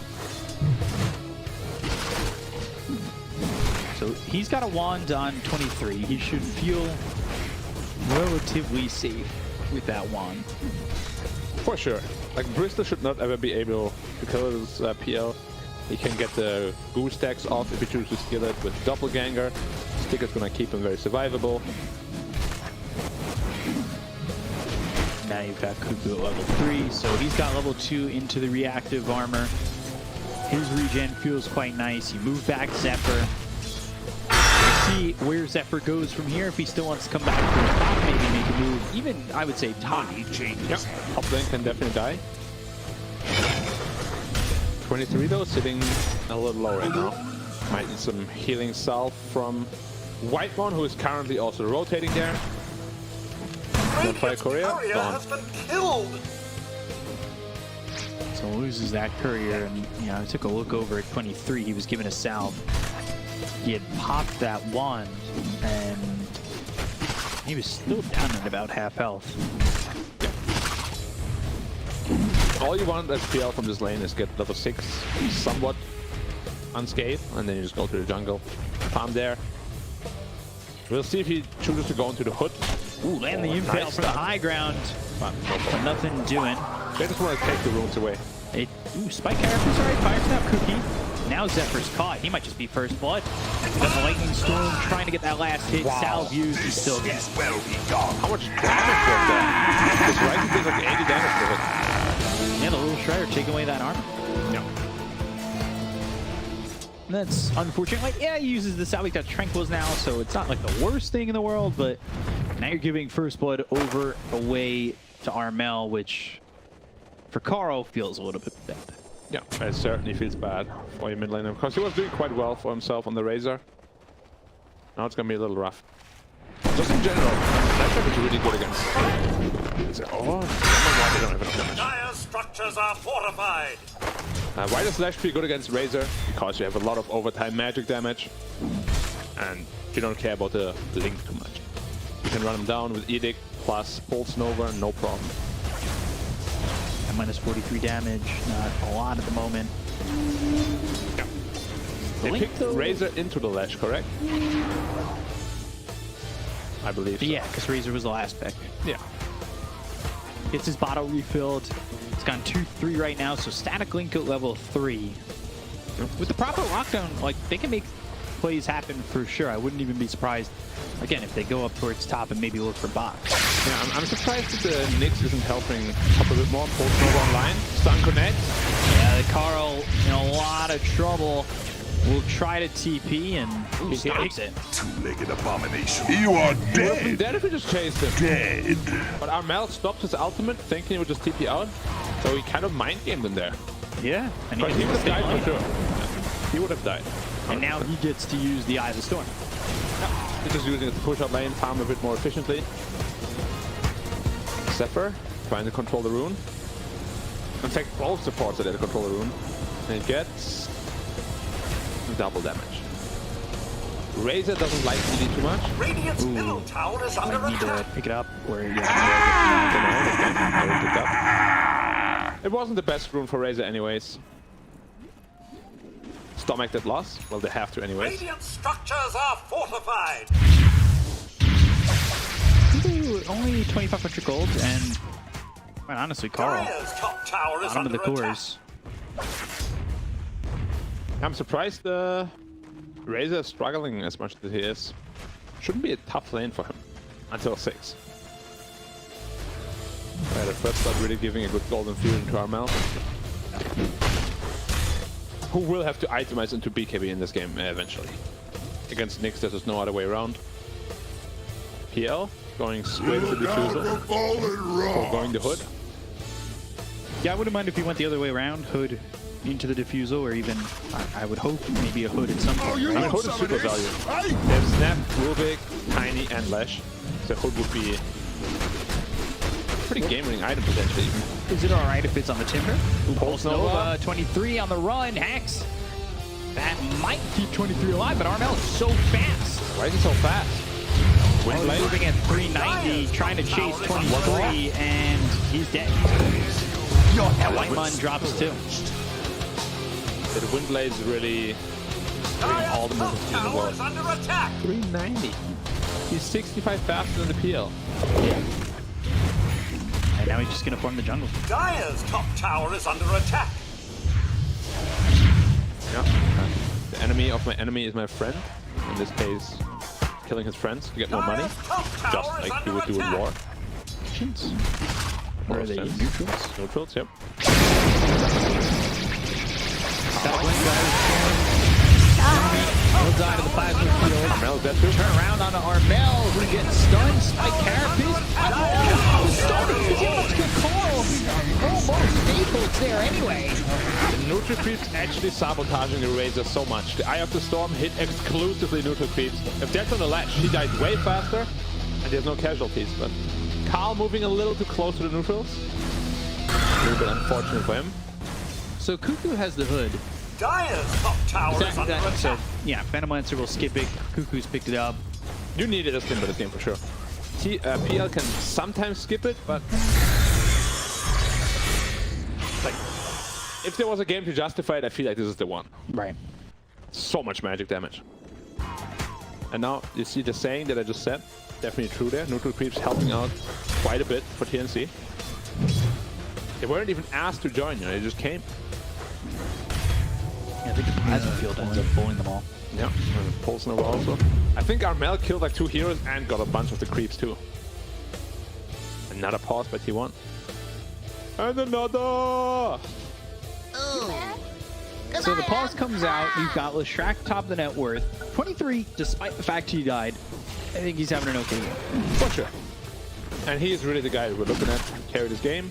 I think the one that... There's not really the one to worry about. I think it's pretty even overall. It's just the difference in the Rubik. The thing is, Leshrac might look really big now, but one easy character setup and you can die. Yeah, as we saw, but obviously the damage got mitigated by the neutrals. Otherwise, he would have died immediately. And once the PL is online with the Diffuser Blade, you will also have to worry about mana problems on the Leshrac. You get mana burned, you get Diffuser Blade burned. And then, you know, what you're really hoping for if you're T1 is a quick 6 on the Nyx Assassin, so he can set that up for you. Which is why they're now giving him the mid lane. Giving him the mid, I would expect the Tome too. He's only level 4. How about the Lion? Also level 4, but he's getting top lane right now. We'll have to see how the EC looks like. I just think, yeah, the burst damage is nice, but the Nyx is going to set up for you quite a bit. Yep. Yeah. And he buys it. So he'll have that Tome come out, he'll hit level 6. I'm looking over at Cuckoo, who's got the hood, got 600 gold saved up. I know they nerfed the flamethrower. Yeah. But is it still worth getting? Radiant's bottom Still a tower is pretty good under axe shot, I attack. think. It's just, as always, invest in 49 gold. That's a really snowballing. Always trying to justify it. Probably this game is just going to be looking to frontline for his team more. Maybe get into the Greaves eventually. Yeah. Greaves, Pipe. Maybe he'll pick up the Shard from the second Roche if it doesn't go to the PL. So they're coming over smoked. They are going to let the Nyx Assassin read on this. And they've been shot as well as the stun. Whitemon running for the better spike. In front of him, and they'll get the quick kill on the bot, but Cuckoo is dead. Kisses all coming in. Close the Avalanche toss and the split earth with Pulse Nova. 3 heavy magic damage heroes. Even though you have a hood, nowhere near enough. Dire's bottom tower He is couldn't under even attack. activate the hood. That's how fast he died. So do you just go straight Fortified. It's gotta be either Pipe or Hood. I believe he just bought a magic booster. Energy booster. They're gonna make sure that someone keeps the Timber alive, because he's gonna be in a lot of the damage in team fights. on bottom, and they've got a lot of TPs coming through. You know, to get the kill here on Armel and maybe Gabby, the Avalanche comes in, and that's going to lock the Razor for a moment. It's one way. Fire Snap Cookie, finger blowing up Boomy. He goes boom. Middle tower is under attack. I think it kind of sums up T1 in the last couple of games. They're always reacting, but very slowly. As the TPs come in, they're already disengaging. Sure, they get a Snapfire kill, but for 5 people rotating, is it really worth it? Probably Well, they not. have a diffuser. So maybe they'll set up for something more. PL is still big. That was the saving grace right now. Smoke's gonna get broken here. 23 needs to be careful. Avalanche toss, he got him. Doppelganger on the run. Heavy bolt there. 23 just gets knocked out. Dire's middle tower is under attack. Again, Dire's structures would have are probably saved them there. fortified. Radiant's bottom very tower aggressive is under item build, attack. and now it's up to Dire's 23 middle to really tower make is it work. under attack. Yeah, he's still not too far behind from the Leshrac. He's ahead of the Tiny, but he needs Tower is under to attack. shut it down. Because we've seen it time and time again. Ink Dagger picked up for the Tiny. You get a couple of kills, you snowball out of control, and then the other team just can't deal with how tanky this Tiny becomes. Yeah, this game at least They have a Timbersaw who will always scale good against strength heroes. So tankability of the Tiny should never really be the biggest issue. Go Saber next. I do think they're gonna remove or at least nerf the strength talent. No, Tiny. Why is he at 10 strength on top of 3.8 strength per level? At level 10. That's a lot of strength. He's sitting at 2.1k health with 1 Soul Ring and 1 Wand. Yeah. Well, I guess he has quite skill. It's more than the Timbersaw with plus 200 health Radiant's talent. bottom tower is under attack. Radiant And an Iron structures Retreat. are fortified. Nobody even actually comes Bottom close on tower is T1 under to the attack. health. And he's a big boy, chunky boy. Look at this tier 1. Radiant's bottom tower is under attack. Radiant's bottom tower has fallen. Making sure 23 can some more space to himself. And I believe he is now going into the hood. Yeah, he is. He just bought the cloak. Let's see if they react top because they've used the Vendetta. They want to find something. This Roche will die fast if they don't Yeah, respond. they need to really get here. And the problem is they've got a sentry ward right outside the pit. So even if he steps over, they can spot him. They're not aware at all. Yeah, Spike Carapace walks in, walks out. Spike Carapace hits onto the Leshrac as well as this Bristle. But they put down another sentry. Zephyr in trouble, gets out of the range of it. Firestyle Cookie sends Gabby back. They need to make something happen. Super chain over. Roche is low. This might actually work out well for T1 if they can clean up these heroes. But the Mortimer keeps them under the Cuckoo. Now they're focusing their attention on the team. He's really trying to get in, but he never makes the move fully through. Use that finger to throw up 1. They're 5 back on the Rubik. They take out Gloomy. They look over at Baku, who's out of mana, and then also steal the Static Link. However, these heroes out of mana aren't really effective to defend against T1, and this is a Roche down to 1,200 health. T1 are just leaving. They're not in a position to fight. The 2 tanky cars are too low health. Can you just give this up, though? It's got no health. Could you have taken it yourself? The thing is, you already made quite a lot of impact happen because you killed a bunch of heroes. Some heroes had to buy back. So giving up the Roche wouldn't be the worst, but they're still trying to fight for it either way. Roche starting to heal up, 1,700 health. Now 1,500. There they go, back into the pit. Top position to be in. 700, Chakra, 500. Timber Chain. Oh, it's snapped by Kuroku. He got it. Here's your spike coming through, and they've got another some of the impale landing. Got a both Gabby and Timbersaw doing a lot here. They're going to turn on now. They'll take out Brumi. 2 heroes down on the side of TNC. They'll focus their attention on the Gabby. 23 moving in. He's got the Dominator with the help from the rest of the team, and they should be able to take out the Tiny and win one more. Sock on the run. Cuckoo trying to maintain that engine. They've got the impale. They have the lockdown confirmed, and they'll get the kill confirmed too. Triple kill for Cuckoo, and that's T1 taking the driver's seat in this game. And now they're going to see all the engines work. How did that happen? Left one in the pit alone, right next to the Roche. Timber had to walk inside to get it. You can see it in the replay again. It was a massive misplay by Armel. Just look at it. How can that happen? It was there for quite a while. I think he just didn't have an item slot. Massive blunder, gets taken out after as well. If the Lesh gets the Aegis, the fight looks completely different. 100%. Because if he dies, full health, full mana, these heroes are low on T1. Would have been. Low. That is a massive blunder, really. Sometimes it just happens, but some blunders are bigger than others. This was definitely potentially what they'll look back at and be like, damn. That's a game-changing blunder that allows Phantom Lancer, who also did pick up the hood. So he's gone and picked up a hood as well. He's getting really big now as well. Once he has the St. Joshua online, health reading is going to be very high. Good amount of damage thanks to the Diffusal. And he is going into the shard after that, as well as the off the ring core. Pupil's Gift is the first neutral there for the side of T1. Firestyle Cookie, alright.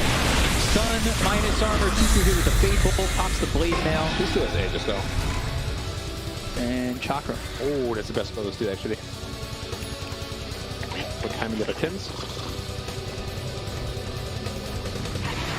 I just hope I get proven wrong. I think they're gonna smoke, yeah. Okay. Like I always see this Rubik, you know, he's just a Rubik. Like, never really feels super impactful or anything. Been a while since the Rubik's felt massively impactful. It really has been. And this is a hero that used to get first picked and Yeah. do so much. So they have a Blink Dagger. They're already about to take it broken there, Yelich, but the X coming through. Gabby in trouble. Michael's on the wheels up in the air. Finger takes out Zumi, but the Fury's car. 23 moving in, trying to get the damage out. Both for the good on. Then again, the 23, he needs to kill. That light bomb, they get the kill on now. They'll end up trading 2 for 2. Chaka pedal on Rubik. Thinks he's gonna go for this avalanche. Doppelganger onto the road, grabbing the 2-man impale. Cuckoo maintaining his ground. The stolen impale hits on 2. Down goes Zephyr. They'll take out the Aegis.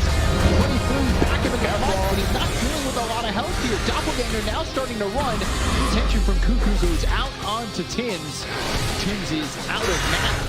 That full staff, but the chakram, there it is. To get the kill. Ends up being a 3 for 3. And that's the power of the Aegis coming to play, of course. Cuckoo dying. Second time. I will not be so lucky.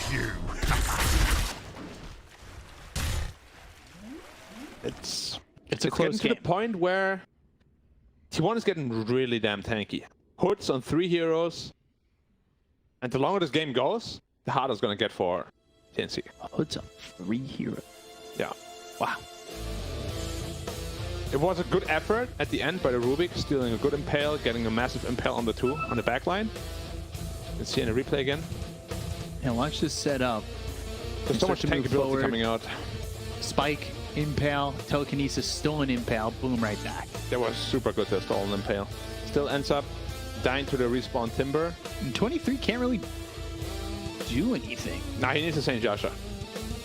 So the problem is, when these heroes are out of mana, right? This Bristol, it's tiny. They have so much base armor that PL is basically just tickling them. Like, he's not there to deal damage, he's just there to take away the utility. And then the big damage dealers are both the Razor as well as the Timber. Would you like to see maybe some lifesteal here for the Phantom Lancer? Potentially later. I mean, he's still working with the Possessed Mask, but Yeah. I like his itemization quite a bit. He's gonna get the Yasha for efficiency reasons, and then the Sage on top of that. Yeah, the Octarine Core, Shard. To get all that health region.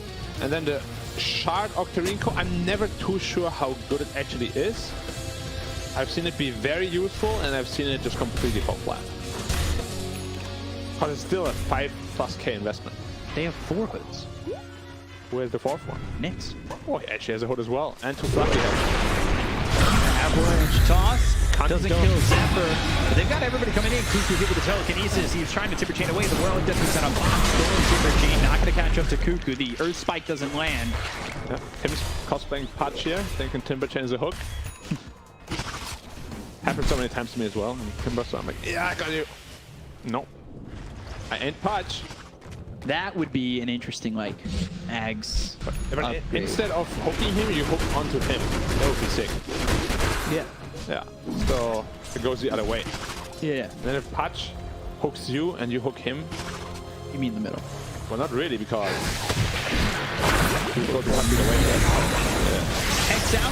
Chakra at top. They're trying to catch him. They've got a Spike Garrison. Avalanche trying to hit, but the Avalanche toss. The Whatever kisses all coming. He's going to kill the ball. He's got immediately.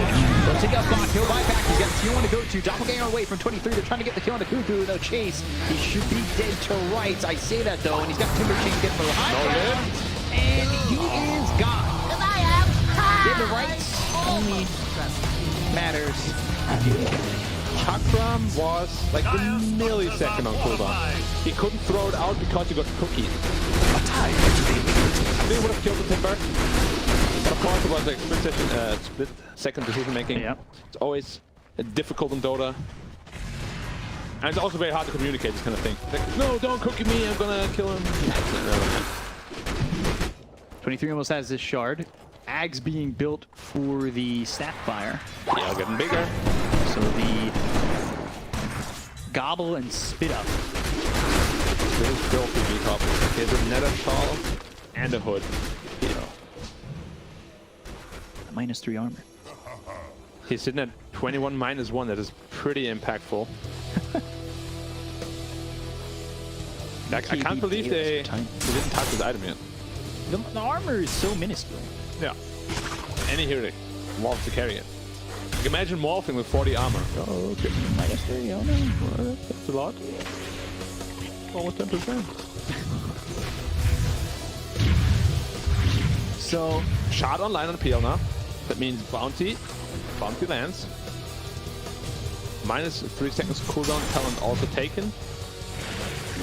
4 seconds cooldown. Dire's top tower is under attack. 23 moving forward. Hitting the tower. The lances. Left strike. Now this is a power spin. He can be picked up. He has to whip to stick on the targets. The question is just, does he have enough damage through all these hits? 4 of them.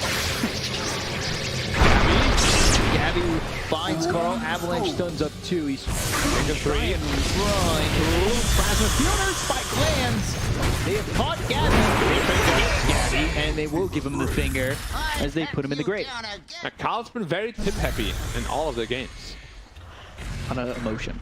Yeah. Do tips equal emotion, or are they just tips? It depends on the person. Some people get really mad when they get tipped. Vendetta. Bach. The top kill. No TP, follow up yet. I know if you tip Arteezy in pubs, he's going ham. Like, why the fuck are you tipping me? Plasma Field, Impale lands. Now he's out of mana.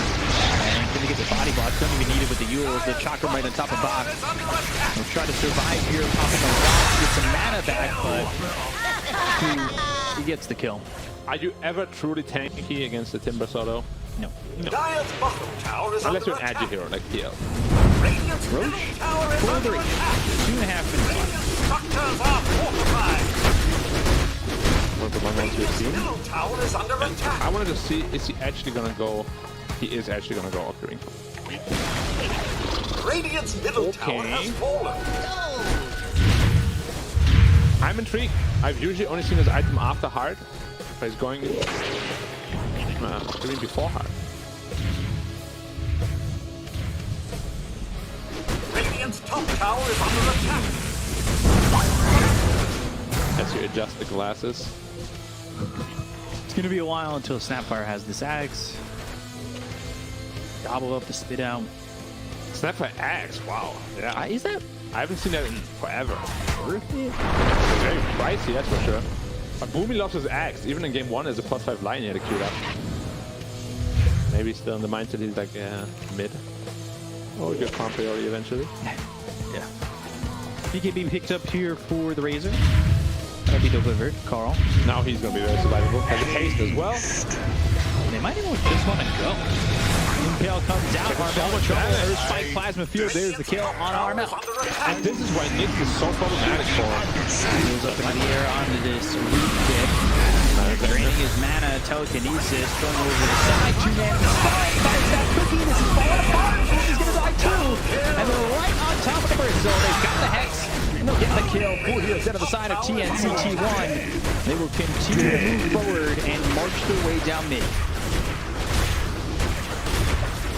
Looks like there's still some fight in them left, huh? Finally making it work. The draft is very good.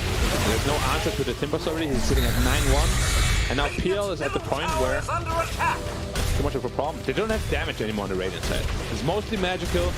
4 hoods. Very good itemization all around. This might just be one of those slow bleed out games, you know? Game is not just over yet. Slowly and slowly. Is Avalanche Bosch trying to make this happen. BKB popping Gabby. Carl down to about half health. The right click's coming in with Plasma Field. They will get the kill at least out of the Razor. Now they're in the burrowing death. They've got the lift on a Cuckoo. They'll get the kill on the 2. Sending some illusions over. And this is good timing. This is right when Roche is supposed to be back up. Armel, is he going to spot it? It's not up. Walks out, but should recognize that it's almost the max duration. It is the max duration, and they know. Razor, no buyback. And they overstaying the welcome a little bit again. Like, we have seen this in the past couple of games as well. T1 is making a good play, taking a good fight, but then they just overstay, have no cooldowns available, and they're paying dearly for it. This is a big Roche to give The up. second one, yeah. Aegis Cheese Shard. They're going to be fighting for it. They've got the Sentry as well as the Observer. They'll send the illusions forward. They need to fight for it. They need to try and make their way into the pit. Flash is out of mana completely. Go over. 3 will the jump. Spirit Lance doing a lot here, trying to deter them. Gabby may be looking for the move, but he can't get on top of 23. Before the avalanche over the pit, they've got the Earth Spike on the one. Roche is about to go down, and look at the Aegis on a Gabby. They do nothing about it. Shot as well. They just left it. I'm very surprised they didn't try to pursue this a little bit more Bottom tower is under attack. aggressively. Like Flash had 100 mana, that means one potion overtick, that's it. Not sure what they were afraid of, because Flash is like half the damage output right now. Radiant's bottom tower is under attack. I think with a little bit of a more decisive call, they could have potentially at least stalled until the other two heroes are up, Yeah. and then take it for yourself. Now they've got the shard. Yeah, a massive win for TNC. Aegis on the tiny.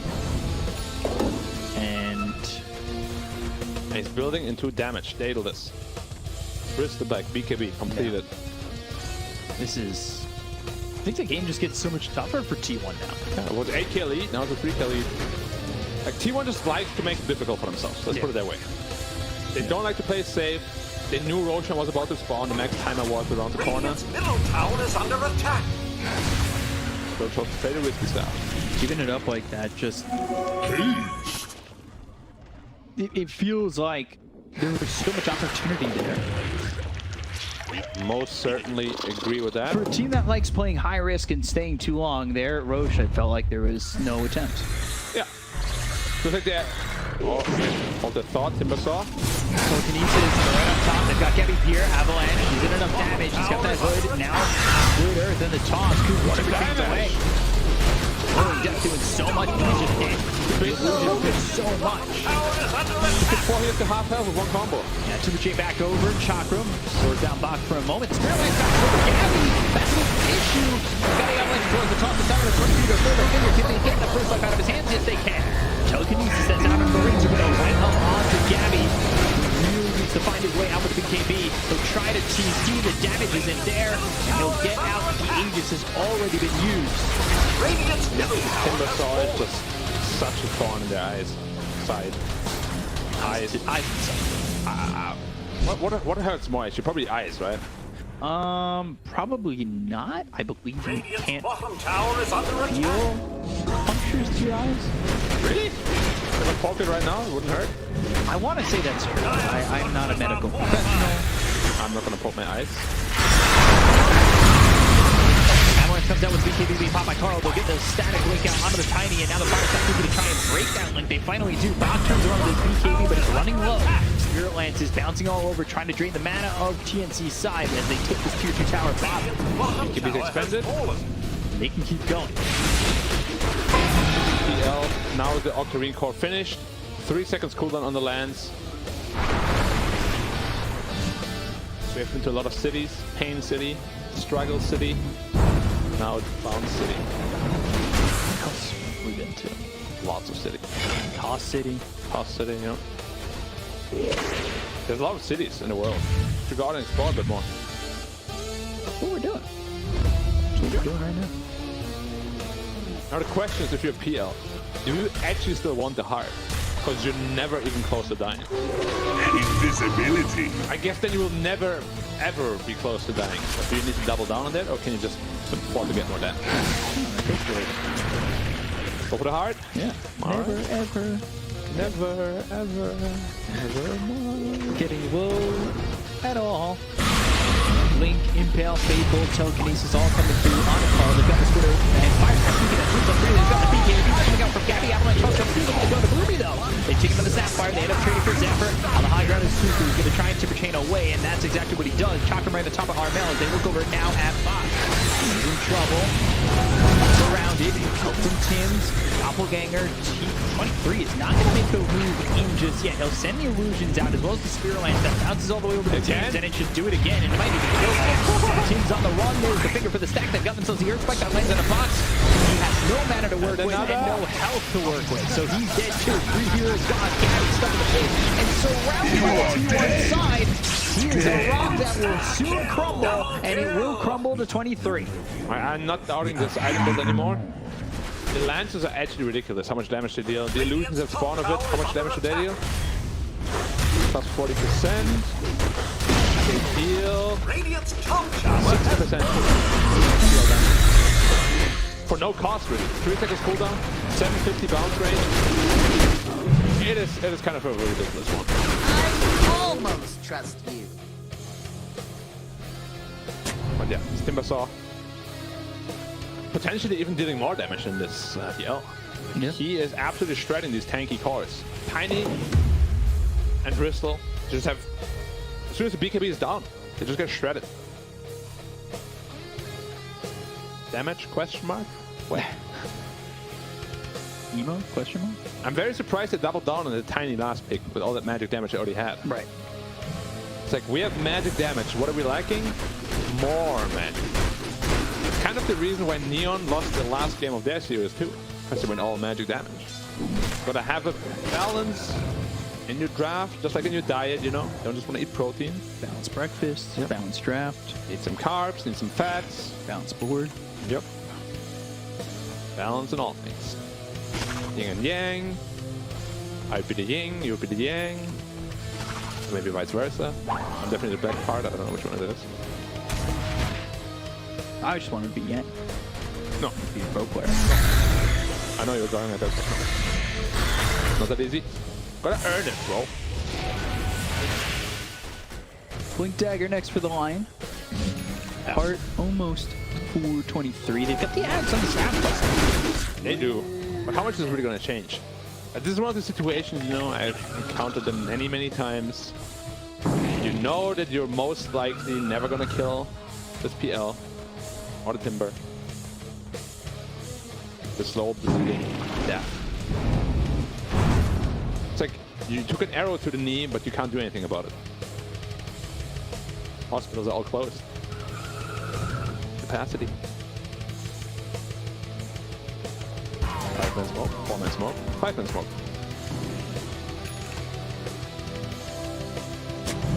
They're playing still decently aggressively, but still quite timid for the lead they have. Yeah, 12k lead. Carl going over, trying to catch Gabby. BKB. Blink.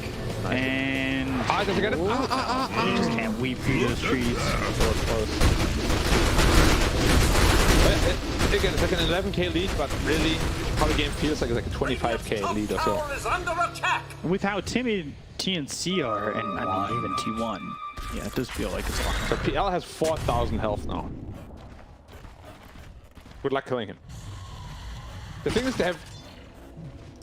I would want to call it burst damage, but it's really mitigated by all the magic resistance he has, so they don't really have burst damage, and they definitely don't have sustained damage to kill this PL anymore. I feel like at this point he could almost 1v5. Radiant's top tower is under attack. Sounds harsh, but reality is often disappointing. Radiant's top tower is under attack. Spike Carapace, and recognizing that they have the Sentry Ward down because they steal the Spike Carapace. They'll move in with the Chocolate Block. They're looking to fight here. Dangerous decision that they might have to make. Oh, moving forward, not in trouble. Now, run, forced to pop the BKB. Run. After on the prowl. Moving.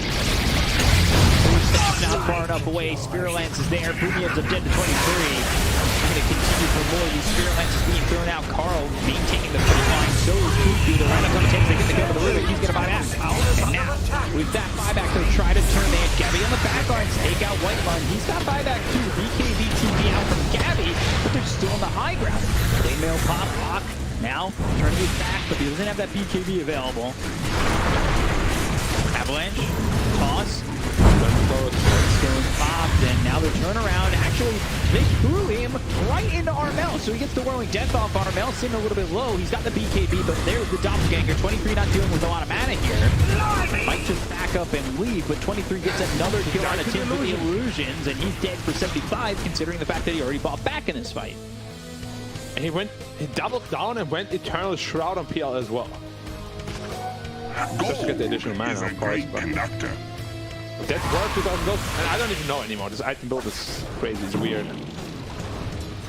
Back in my time, didn't even have Occurring Core. The team fight again. Just Timber sort of stands there and he just looks at them. He eats all the noobs. And PL didn't even take more than 100 damage this entire fight. He's just killing them from the back lines. Timber standing in the front line. Like, how bad do you feel when you're Tims? He just died to illusions only. Like he's face bombed. BKB popped by Carl going after Gabby. Fire Snap Cookie gets him some distance. Carl, though, pops his own BKB, uses the spider legs to get to the high ground. Makes it out. BKB pop. At this point, why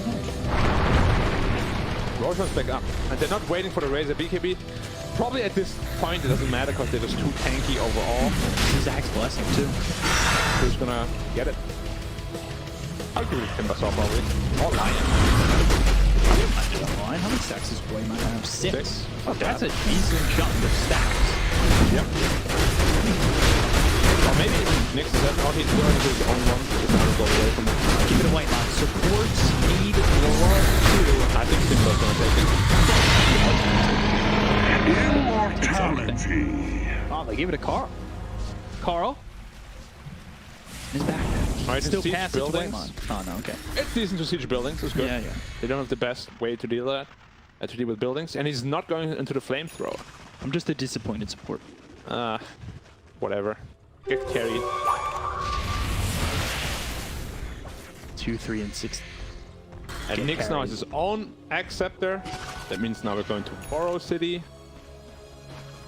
Blink City from on. You know what would be much cuter if, kind of like in Pokemon, you know, Diglett? Like he should have his head out like Diglett. He would just be looking around. That would be so cute, I think. He evolves into Nyx Assassin Trio. I mean, just look, imagine instead of the hole, you just have a head stick out. Or just his eyes. Or anything. Yeah. Radiant's top tower is under attack. Go for the top tier 2.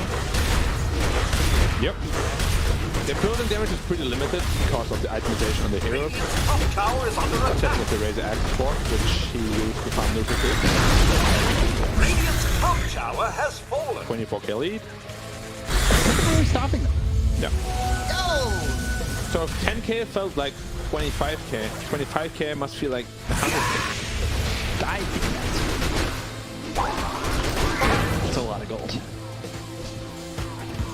I shall now push you. Pressure Orb. Picked up by Razor. Double.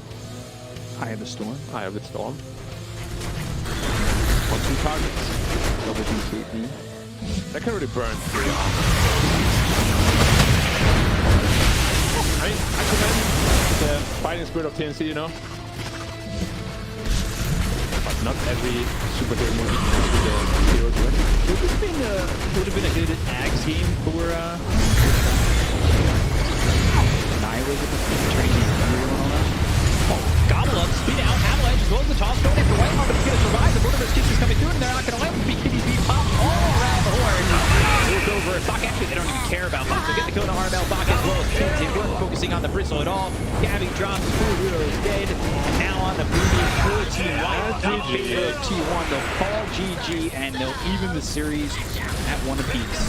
So as it was around 20 minutes ago already. Yeah, it became just a one-sided affair, and it's off that first fight, I would say, at the Roche pit. Yes, they gave up the second Roche, but that snatch by Cuckoo turned around Should the have never momentum. happened. No, it shouldn't have happened. He walked Armel into was in the the pit alone. He definitely had like a good second to pick it up. Yeah. It's never happened, and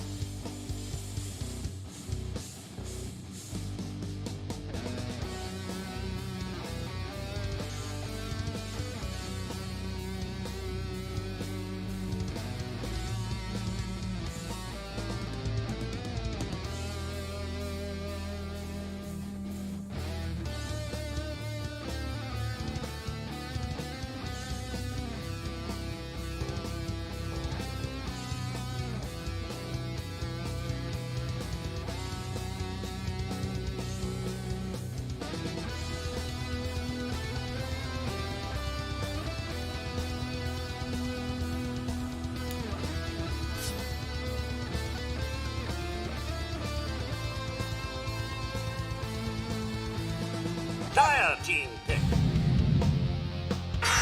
Timber Saw!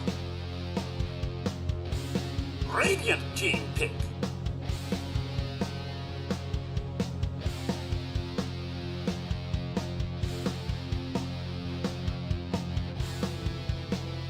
Seconds remaining. 5 seconds remaining. Radiant team ban. Bloodseeker. Dire team ban. I don't think that objectively he's strong. He's one of the best carries at the moment.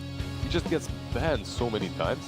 He got banned so many times before. Teams are forgetting about him. We've seen the one in China region 10 where seconds remaining. he went to the Fusel Blade, like more the mask, the Fusel Blade. 5 still seconds went to, like, remaining.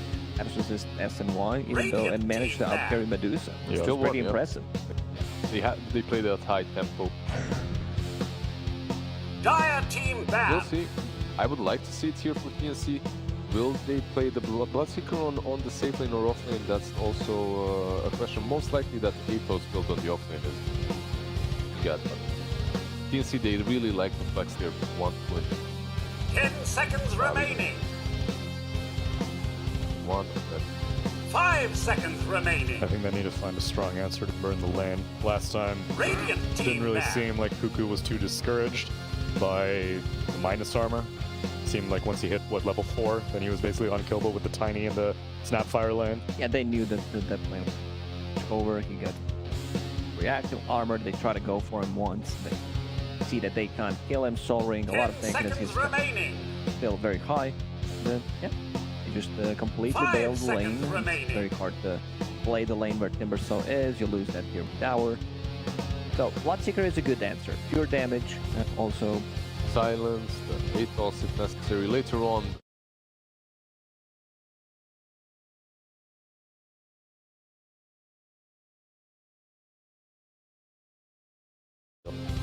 a bit more damage. You know, it's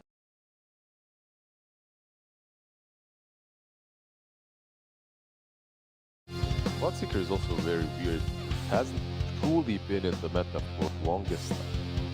When he is, we've seen the Veil build on the offlane for a little while, but Yep. teams usually experiment with him on different positions, and everything can work, but not necessarily. they stopped picking him after his Blood Rite got nerfed because the numbers were too high. Yeah, It was they were just too much. too much damage coming on from Dire that team spell. ban. And with the addition of the shard, there is potential to flame.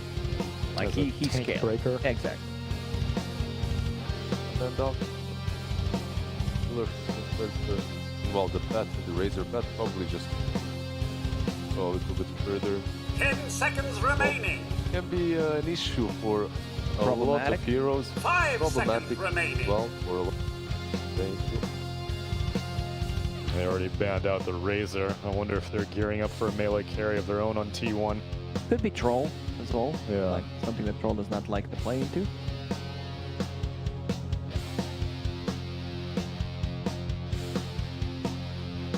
Last ban here. Is there anything from that first game that banned nothing? They already did. They banned out. Oh, you mean for T1 that they want to ban T1, out? yeah, Nah, exactly. they want it. Oh, from the first game? Really, those were both bristleback traps. And they found the answer to them in game 2. This is it's a different look. I don't really think T1 need to put too much emphasis on it. And they stole the lion as well, so Right. pretty good stuff going for the moment. Steal what works good for TNC and pick something that's working well for you. Good old steel strat. Except not Rubik, because I don't think Rubik worked out as good as the stealing was. Yeah, the hero is fun to play. Sure. I mean, Tim, you saw he was immortal level on it. He was just like, just give me Rubik. Oh, that's Sadly, fine. I'll doesn't carry you." necessarily win games. Very rarely so far in the season. Dire team pick. Now, a lot of teams are better playing against Rubik. Enigma, there's always a chance. Black Radiant Hole team until pick. the Lincoln's gear, but Enchantress. there's Ravage, teams like Chronos gear. Teams will use time dilation that will use the Anchor Smash right away, so teams just got better all over. Dire team picks. Something worked, you know, Mirana. now it's mine. Take that You made Enchantress's this? lane. I made this. Take that Enchantress and the Medusa. Oh my god, and all the mana burners are banned already. TNC doesn't care. Insta-pick OD. Wow. Radiant team ban. It's a great way to counter heroes. Like Timbersaw doesn't like play into this.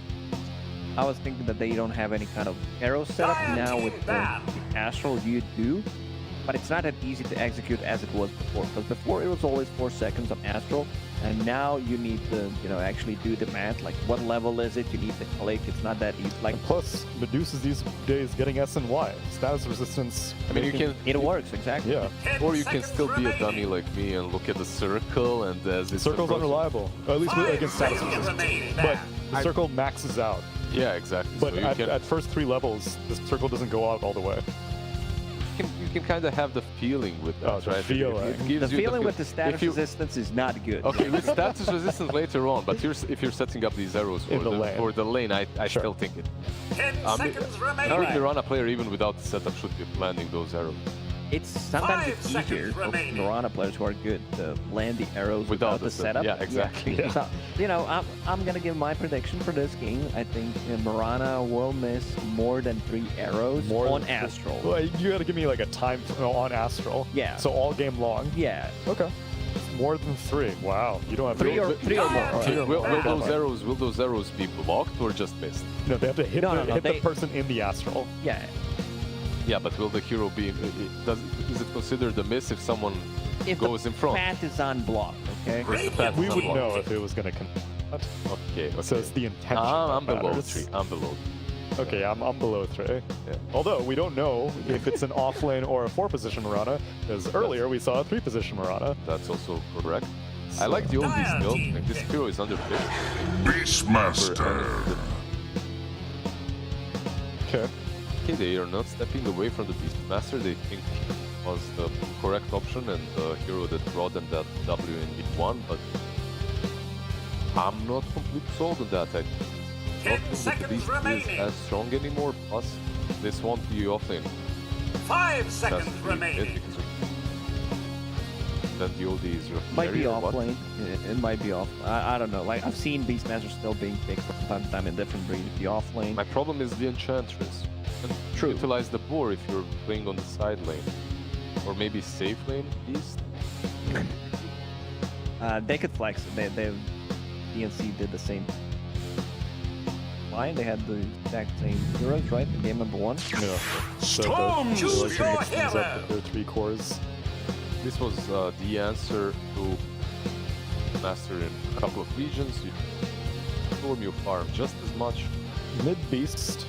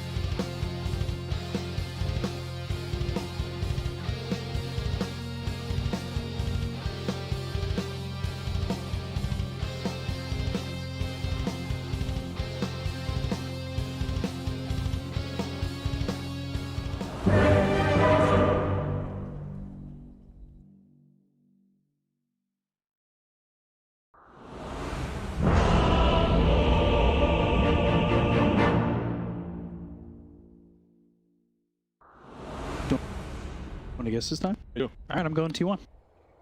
It's forcing my hand I'm not doing anything. because like There's a lot of free will you have. I'm a competitor, of course, so I have to go with TNC. I can't just give you a free win.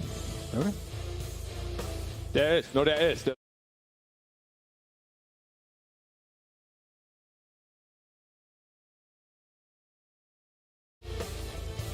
Of course. I mean, realistically, T1's draft is way better. But my boys TNC will never let me down.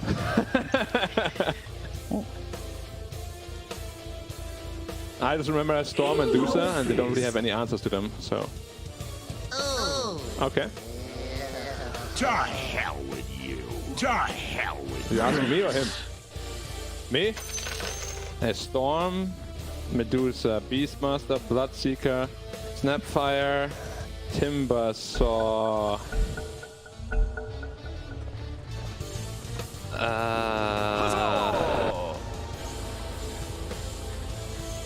OD Mirana. Last two. I love this part. I mean, 8 out of 10 is not bad. You know the last two? No, it's your test. Well, I don't know. 8 out of 10, 80%, I pass. Come on, it's your test. You got this. That's a pass anywhere. No, you got this. Lion Enchantress. Come on. Hey, 80% is not bad, though. Considering that... It's not 100. Yeah, sure. But considering that half the time I spent trolling you... Yeah, well... It's pretty good. Should be able to get 10 out of 10. Next time, Daddy. There's not another game after this, and don't call me Daddy. Oh, sorry, My Daddy. name's not Daddy. Daddy B. Call. It's not Shirley. No, but of course, you know... This draft, I probably have to go pretty far down the line and say 80-20 for T1. Wow. It's pretty damn one-sided, to be honest. They do have some setups here and there, but it doesn't look pretty. Safe and OD, haven't seen that in forever. So we'll have to wait and see what it can do, really. Maybe he'll surprise me, hard carry the crap out of this game. But creeping while you are sleeping. And he's going right into the Meteor Hammer. yeah. There's only two builds you can go from safe lanes. Either you go into the Midas to scale, or you go into the Meteor Hammer to scale. Right. Could you do both? No. Too greedy. Too greedy. But at least they do have the tool of Astral against the Medusa, which reduces her max mana by a good 20%. Is it 20 or more even? 22%. So you get like a couple of Astrals. Oh, the jump's getting a little bit low here. Courtesy to the arrow setup of the Astral. But yeah, it's gonna be a tough game, regardless. Like, once this Agon is online, it's gonna be rough. Yeah, that's for sure. Stone City. Zephyr, skill nature's attendance. Yeah, That feels rough. I'm with you. Usually you wanna have the enchant or impetus. Yeah, we see like the 1-2-1, but fourth point is the nature's attendance. Yeah. I'm not sure how TNC keeps ending up with these wonky drafts. Like game 1, they won purely based on outplaying. Game 2, they got punished for their wonky draft. And now game 3, it doesn't look much better, to be honest. Does it feel like they're trying to do too much? Potentially, yeah. They're trying to answer things they don't need an answer for, and they're just making things complicated for themselves. We've seen it many times where teams just overcomplicate things instead of going with a simple answer. Because like, they had the OD. Yep. That's fine. I think just put the OD middle, put the Bloodseeker off lane, and you just pick a decent carry. Like, why is Slark not great this game? Yeah, I don't know why. I feel like Slark answers every problem they have. It seems like a lot of heroes get overlooked right now. Yeah, like they're very in like their own zone. This hero's good, had success, so you're gonna stick to this. And sometimes heroes don't get overlooked enough when they go too far out the box, like Mirana. You should have known. I'm a little surprised because it seems like it's not only TNC that do that, it's a lot of teams that just overlook. But mainly in SEA region right now, I think. Yeah. Like they're very volatile in their drafts, for sure. I mean, at least with this style, they have the answer to the Timbersaw in the safe lane with the OD. But is that really a problem? I would argue no. The real problem is the Storm and Medusa this game. And the Storm. Prize is mine. I assume he maybe starts Kaya like we've seen. Could he go Kaya Orchid, and does he need an early maybe Lincolns even? I will have to see how confident he feels in this game. Like, all the stuns they have are not instant. So I would like Orchid quite a bit. Maybe even Orchid in the BKB, or Kaya Orchid BKB, or Orchid Kaya BKB, but you definitely want to have Kaya at some point. And Orchid is just a really good game this game. Right. Against OD. Gonna build a late BKB. 22-6 already for that Storm. So the real problem is, once Timber is level like 5, I don't know if OD can actually still out damage him or not. Astro, no follow-up, misses. And no arrow follow-up, but they are going to have the Meteor Hammer arrow combo eventually.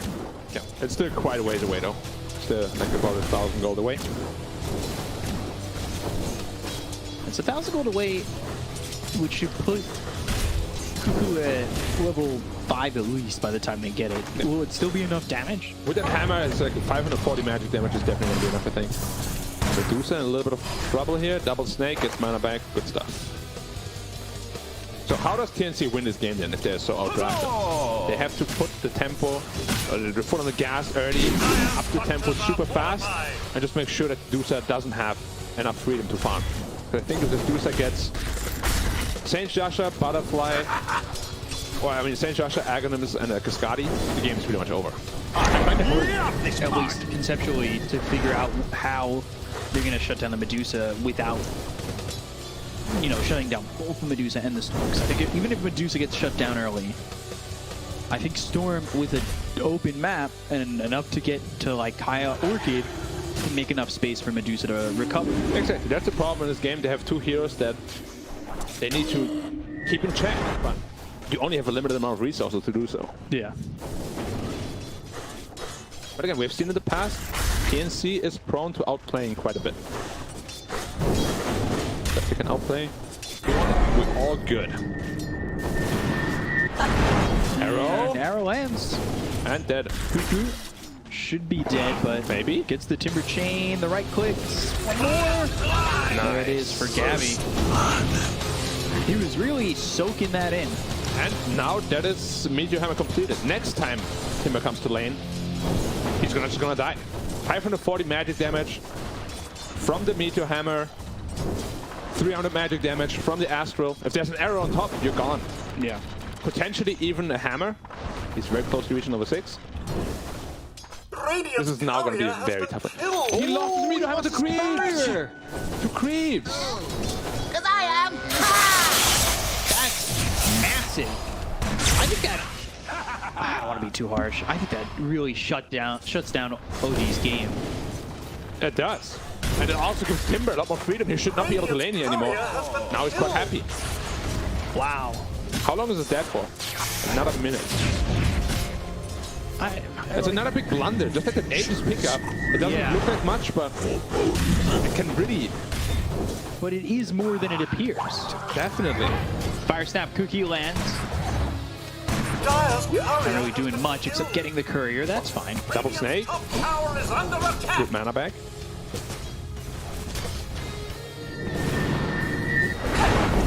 Arrow. Hammer. Yeah, and the sanities. That's good. That recovers. Oh, he still dies, and he gets a chance to put back as well. Yeah, that's a big recovery. Zephyr gonna die here. 3-0 for TNC early on. Already have 1k, soon to be 2k. Yeah, this is a Timber that's not really sustaining lane, not the way we saw Cuckoo play in the last game. He just lost another courier. Carl is going for the Orchid first, so that could be a timing for T1. I gotta be completely honest with you here. Like, first phasing Timber saw, when you don't really see anything, is always very good. Last game they picked it to counter the Bristleback, made a lot of sense. This game, what did they counter? Nothing. They first picked it with Snapfire. That's it. We've been seeing a lot more Timbersaw than other offlaners. Is there a reason that Mars, a hero that was picked every series, almost every game last season by both regions that we're covering, is now not sought out as much? So realistically, it's because, wait, hold that thought, there might be a gang coming in here. Oh, he unsmoked him and they have a ward right there. Future is grim. Your future is grim indeed. Meteor Hammer is now flying out again. T1 again with that. That's so much damage on this. Half of him. But yeah, why is he not as popular? Because Timbersaw is very prone to winning lanes. Like right now, side lanes are so important because the mid lane will almost always go even. So you want to win your side lane. Timber goes even or wins against a lot of matchups. Whereas Mars, you know, you play against the lifesteal or something, you're in a lot of trouble. Timbersaw doesn't care about that. There's not many carry heroes that really stand toe-to-toe with Timber. Dire's top tower is under attack. 2K. Yep. And here's Meteor Hammer available now. One Astral, put. Dire's top tower Walls is and under attack. range. A lot of range. Meteor Hammer coming down. Cuckoo on the edge of it. Still got caught. Doesn't have the sanities. That range was way longer than it should be because you caught him like in the middle of the Timber chain. Dota something. Like when Texas on 500 range, like, how did that Dire's happen? top tower is under attack. Don't ask questions, you just did. I didn't ask any questions. Yeah, I was talking to myself. So they are starting to farm their way back into it. Tower is under attack. Dudes are still uncontested. Yeah, and that's really big here for them. Fire Snap, Cookie, Arrow, follow that up, and now they'll get the kill onto Zephyr. We're not really seeing the best performance from this Enchantress. Shockwave thrown, it's got the Vortex, Scatter Blast. Carl struggling to get this kill, but finally will finish off Boomy. That's a kill that'll push him closer and closer to the Orchid. Meanwhile, Beastmaster Armel is halfway to this axe. Yeah. T1 is by no means out of this game at all. Like their strong hero, Storm and Medusa are still pretty much untouched. And the control of their lineup is not the best, as we said before. So once this Orchid comes online, sure, Odie's having a great game right now. But if he jumps you with Orchid, you're dead. Odie's itemizing into an Aghanim Scepter. Do I like that? He's doing it to burn the mana of Medusa as well as Storm. So in that regard, I can somehow get behind it, but you're still the carry. It's not your job. Your job is to really kill heroes. And let's see, Primal Roar used. They get the blood right down, but now the rupture on the Carl. Ball Lightning trying to catch a Vortex won't Close. get back. Yeah. Trying to invade the Medusa's jungle, but his teammates are very well prepared. They did get the Marana though. They did. That's what I mean, they're very well prepared. And now Storm sits 800 gold away from getting that Orchid, which is, I think, a time to move. What'd I miss? I think the thing, though, is it's just him right now. He really needs the help of the supports who feel lacking a little bit on T1. I don't know. Enchantress does have the medallion close to the Solar Crest, so that could definitely help out. The only question mark for me this game is the Timber, so how much of an impact he will have. He farmed the way. Vortex, Shadow, but they have the finger as well as your Spike Sentry down to spot him. Radovato's spot before he died. And that's what I was looking for from these supports from T1. The finger burst damage, they get the kill onto the Bloodseeker, and now Carl might happily be into that Orchid. Arrow, Meteor Hammer, all connecting, frame perfect. Meteor Hammer did not connect actually. A little bit too early. We'll have to work a little bit I on thought it that. was frame perfect. Nope. I got confused with the arrow. There was just the arrow plus astral damage, which you can see is a ton. Yeah. Sad. It's okay. It happens to everybody. Power not getting Your eyes perfect. are better than mine, and I wear, I wear glasses. Super hero though. That's true. Bottom tower is under attack. Timber actually farming his way back to the game quite nicely. Doing a 4K net worth now. What was once a rough lane now turns into a tower kill. And what item is he gonna go for is a big question here. Probably Hood into Heaven's Halberd, I'd imagine. Heaven's Halberd, one of the biggest counters to OD. Storm, Orchid online, now it's go time. Radiant's middle tower is under Yeah, attack. it is ready to go. As Northern Line would say, go mode. Radiant's bottom tower is under attack. Love this part. Mixed up two streamers. Sorry. Too many nowadays. They're converging onto the mid lane. White one looking to set up potentially. Radiant structures are fortified. Dire's top tower is under We're attack. going for the tier 1 mid. We'll see if there's any retaliation from TNC. They're bringing a lot of heroes over. They've got Primal Roar available to lay down the blood right. Kims comes in with a Scatter Blast. They'll clean up the creeps. Yeah, TNC still need 500 gold to finish that axe scepter. That's really the timing they're waiting for. And then Storm has to decide. Do they want to shut down the Beast or the OD? You probably need to shut down the OD because otherwise you just saves the Beast. But it's not an easy jump at all. You get silenced or stunned by anything, you will die. He's sitting at 1,100 health. That's nothing. Radiant's middle tower is under attack. Zephyr on the run. Now get out of the hands of Pins and Boom. Yep. Eng, pretty farmed as well. Solar Crest already completed. Going into the mech next. Just more survivability. And Dusa did go for the additional Dragon Lance, so his axe timing will be a little slower. And Orchid has now been revealed. Now Orchid gets revealed and he really hasn't done anything with it yet. Although I will say the pressure from TNC is really pulled off, and this has allowed Medusa to just about finish this Sanjin Yasha. Dusa is massive now. But now it's go time for TNC. Top tower is under attack. Axe on the Courier of the Beastmaster. It's not quite there yet, so if they find an engagement now, they won't have it. Maybe a little premature. Dusa peeing out of the bot lane. Storm is still waiting there though. They could potentially pick him The off. prize is mine. Not gonna happen. Yeah, 5 heroes bottom. Radiant's middle tower is under Kimber's attack. Courier. Oh Dire's boy. courier has been killed. Yeah, very dead. Dire's bottom What was on it? tower The is Void under Stone. attack. 2 clarities. Storm needs to be careful about how much he shows himself in the moment. Radiant's middle tower is under There's attack. also this concept called invisible pressure. Called Lion. Radiant's middle tower Arrow. has fallen. Not gonna land, Rupture used, that's out on the Cuckoo. They've got themselves the Rod of Atos as well as the Blood Right. No arrow to follow it up, but the axes will start to come through. They've got the Astral Imprisonment. Middle tower is under However, Rupture, Very disorganized. Like if you have an Atos, you should definitely wait with the arrow until the Atos is. yeah. And then They it should be a ruptured free him, kill. didn't do anything with it. Astral Imprisonment. Can see a little bit off the game here. Rod of Atos once again. This On the time storm. Carl. Throws the Orchid over onto the Beastmaster, wisely so he couldn't get Primal Roared. There was a big mistiming here by Bok. Should have been a Death Storm right there. Radiant structures are fortified. This entire time, 223 is just fine. Yep, he is enjoying his life. He's now sort of in range to join the defense in case he's needed. Arrow doesn't hit again.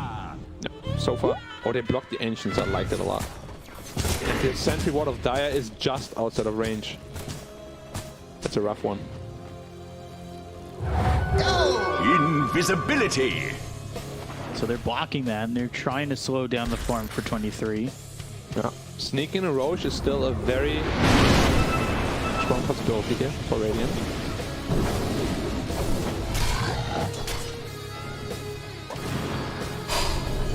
Only 8 kills, 16 minutes in, so averaging like a half kill. So the problem is the later this game goes, the more it should go into the favor of T1.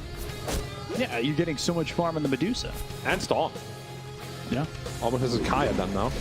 Yeah, Storm isn't exactly snowballing, but TNC aren't pulling away, where it's not going to be that big of a difference. Arrow, Rupture, Blood Right, all through. Meteor Hammer was already used. Got the right clicks coming in, and eventually Cuckoo will run himself out. Dropping the sanity, Zephyr surviving, 23 on the front lines. Now they've got the Primal Roar. This is an interesting spot for 23 to be in, with ball lighting for Carl missing. Wondermoose Kisses is out. What is it? Cookies? Kisses.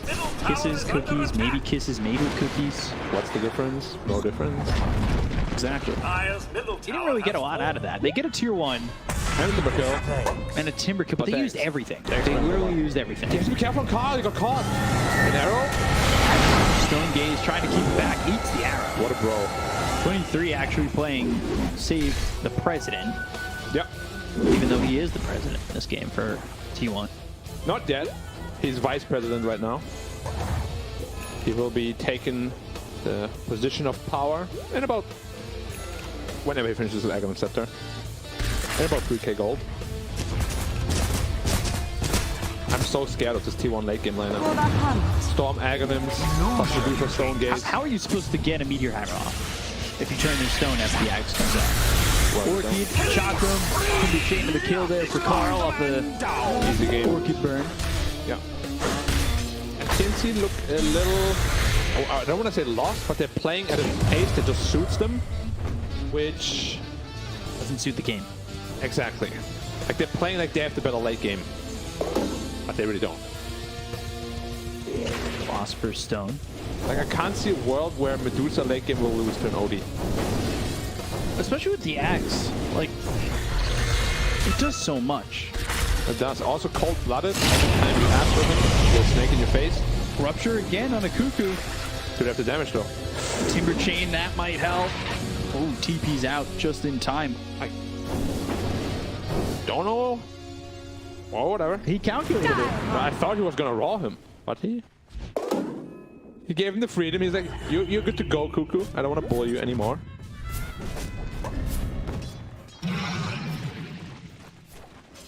So, still a game sitting at even. Very slow game. Very, very slow game. Storm also going for the Sage next. Shadows. So they have two heroes with low status resistance. Shadows take us. Ulti pop.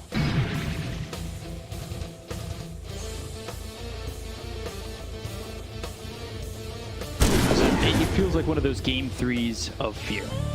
Both teams kind of a little scared to take engagements that might turn around everything. However, I think that does benefit T1 a lot. I know it benefits T1 the most.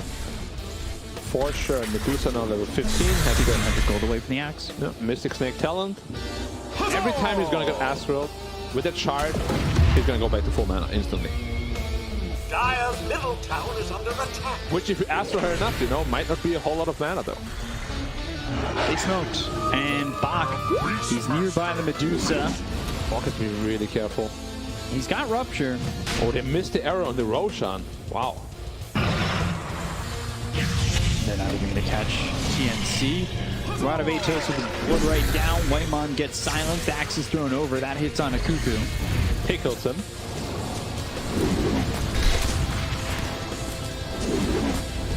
23. Just farming away while all this goes on. Odie also has his Agon set that we spoke about it briefly earlier. How much of an impact is it really gonna have? Like, I'm not entirely sure. I'm just worried that the damage output won't be enough come mid game, come late game. Once Ags is picked up, it could be a problem.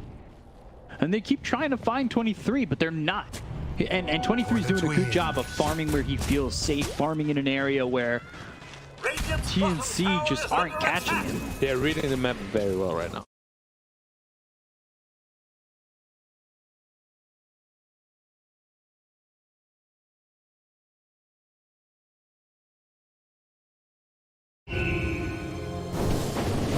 Radiant's bottom tower is under attack.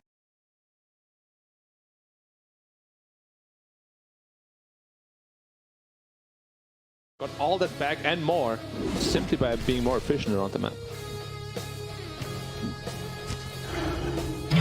Medusa, after this camp, he should have his scepter, and then we'll just see how strong it really is. And there it is. Picks it up now. Going into the shard as well. So now you've got the scepter, you've got the Mystic Snake Stone Gaze. Going Scotty, Butterfly, Shard. Potentially not in that order, of course. As I would almost say there are E2 Roaches. Butterfly is a necessity against OD. But OD never misses built. the Roach again. That's the second time. Biggest target on the map. Should be T1 looking to smoke. They have a ball inside the pit. I mean, it has 22 axe stacks on it, but not fast enough. Smoke now from TNC. They're running into a lot. They're running into the hurt. Question is, 2 5-man smokes. do they find each other? Tim's is a little far out. Has to be careful that he doesn't get caught out of position here.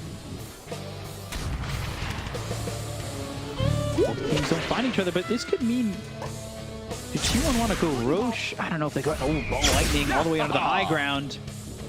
Doesn't, I believe, break the smoke on anybody but Bloomy. And now they're just in the pit with Cuckoo for now, standing around nearby, neither team finding each other. They've got the Hawk that's spotting Whitemon. Yeah, he was under vision for quite a while until he noticed. So, what to do? And that gives away that they have the ward up on the high ground. It does.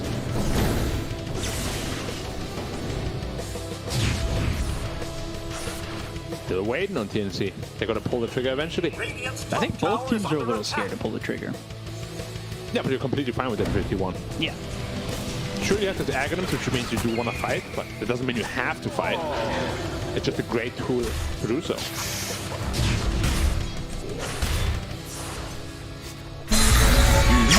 Here I am! And now they've got the Arcane Rune in the hand of this Storm. Wahoo! Wahoo! Picked Huzzah! up by the Enchantress. I think Zephyr is pretty hard to kill at this moment. What do you think about his Beastmaster? Doesn't feel as strong, right? Like, I don't think they used it. Again, I think Beastmaster with the change is a little bit more susceptible to losing out on timeless. Stupendous! And I think we're feeling that a little bit more here, right? There's just going to be so much teamfight chaos coming out of the T1 lineup.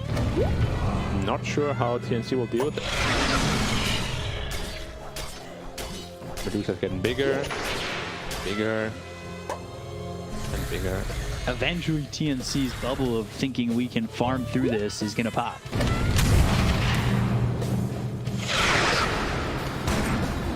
Well, BKB. Shard.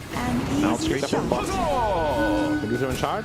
Makes a lot of sense against OD. Because if you go for the Scepter build on OD against Medusa, you just want to Astro Medusa as much as possible. KB picked up by the Bloodseeker. Going for the Shadow Blade next. Has that Rod of Atos.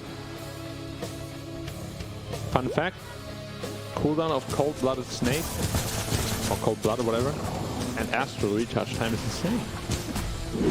12-12.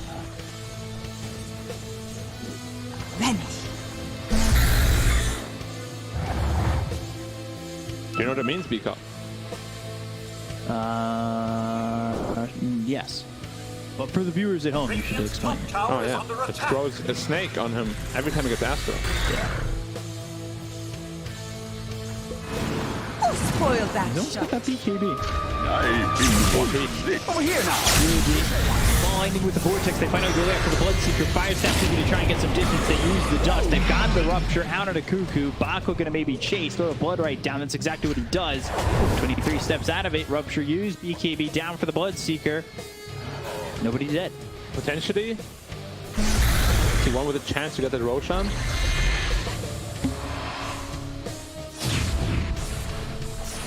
I'm just so surprised that TNC is not pulling any sort of triggers here. They're just waiting and waiting. Yeah. Going Blink Dagger, Boots Travel on Armel. Medusa now has double damage bottles. But this next team fight is not gonna go well. They have no way of purging it. No Yules. They do have a Yules actually, maybe around. I lied. Don't hold it against me now. I won't know. I'm gonna try and finally go for Roche. I mean, now that it's found out, they can't. Even this Enge is, you know, approaching unkillable territory again. With that mech, with the pipe, you can just run in, cause all sorts of chaos. Carl now sitting at 1800 health with the Essence Ring, status resistance. The windows are closing, my friend. TNC's curtain will be shut soon. They'll get the hook off the stage. Or get the gong. The gong show was a show in the United States for a long time. Or they'll try to do the, you know, when the performer jumps into the crowd and wants to do the wave? Yeah, that's what they'll do, but they will fall flat. Storm was What other ways are there like that are just metaphors for being ripped off stage? There's the hook. I think there's also the cane, which is the same thing as the hook. The gong, which signals your time is over. I guess the X's. I wouldn't know. I'm an uneducated Dota player. The X's in America's Got Talent, or any, you know, inter-country's Got Talent. I have talent. Sometimes. Thank you. Psychic Head down there for the line. Are they gonna get the first offensive Astral off since the... Yes! So again, how are you going to get this Meteor Hammer off with the BKB getting popped on Gabby? He's got a Rupture again onto Kuku, which keeps him out of the fight, but they have the Electric Vortex. The damage coming in from Zephyr as well as the Stone Gaze. One more shot needed to get the kill there on Abak, and they'll take out the Bloodseeker. Well, look for more. Kuku no longer ruptured. Primal Roar with the arrow. I mean... Axes. Alright, that's it. Tower is under attack. You can't even set up the Astral Meteor Hammer anymore. It's just a hard counter. Nothing you can do. They did that to themselves.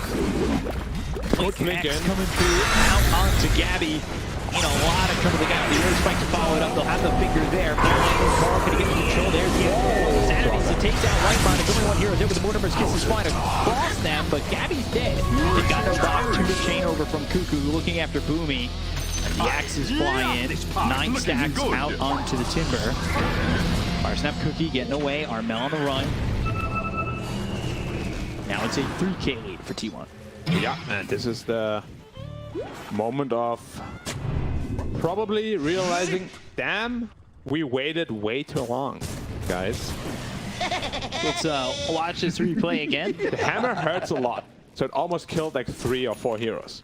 Yeah, Astro on the 2 and then the hammer. Because he gets like a lot of bonus mana, of course. Actually, almost get 4 heroes. Yeah. Like that. Had he had another moment, like maybe a couple more seconds in that fight. Or you just do it 10 minutes ago and actually pick up the item. True. I really don't know what made TNC think they can just wait this one out. Once this butterfly is completed on Dusa, which is 400 gold away, by the way. How did they kill her? Odie's the only one that can right the turn. Should have evasion. Odie doesn't have good attack speed. Every miss is gonna hurt so damn much.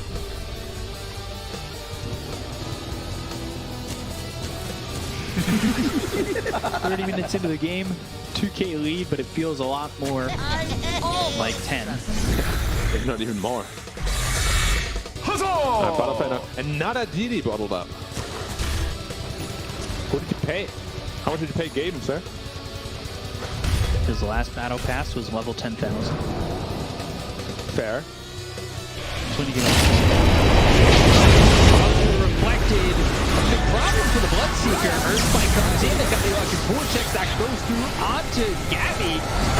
They use the Stone Gaze, they focus their attention onto Boomy. Mortimer's Kisses don't do enough. Oh, Whitebot just surviving. He may even get hit on the back lines. No, he'll survive. Moonlight Shadow gets committed. And still no casualties. Looking for the Primal Roar, but falling away back in. Armel first pop the BKB. He's looking for a roar, and he can't find a target. He doesn't feel comfortable using it. Medusa's wrong mana. One more Astro could potentially kill her. Hammer after one. Done all the way through. Big hammer. Beast Master. And now they've got the Sanities. Kuku dies. That's only one dead. Can they find anything more? BKB got popped by Gabby. Again, it's just one kill for the Sanities. Okay. And 23. Yeah, he's out of mana, but he's surviving it all. But you're out of spells. For now. For now.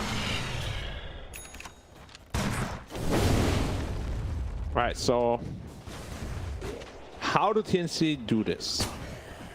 How about we go to like minute 60? How does it look for them? Not good.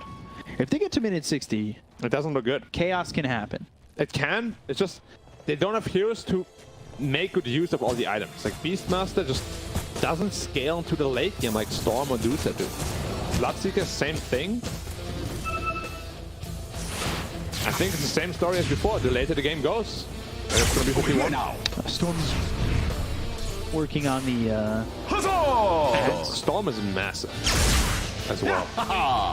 When we're talking about real massive, then you're just gonna look at the Dusa. Yep. He's obese. Almost 21k on that now. Yep. That would almost be 1k GPM if it was 22 minutes. But it's 32 minutes, so it's not. That number is well off. Yep. Math, not the strong suit of this panel or these casters. Hey, I did say what conditions had to be met at least. That's not math. I am the greatest teacher.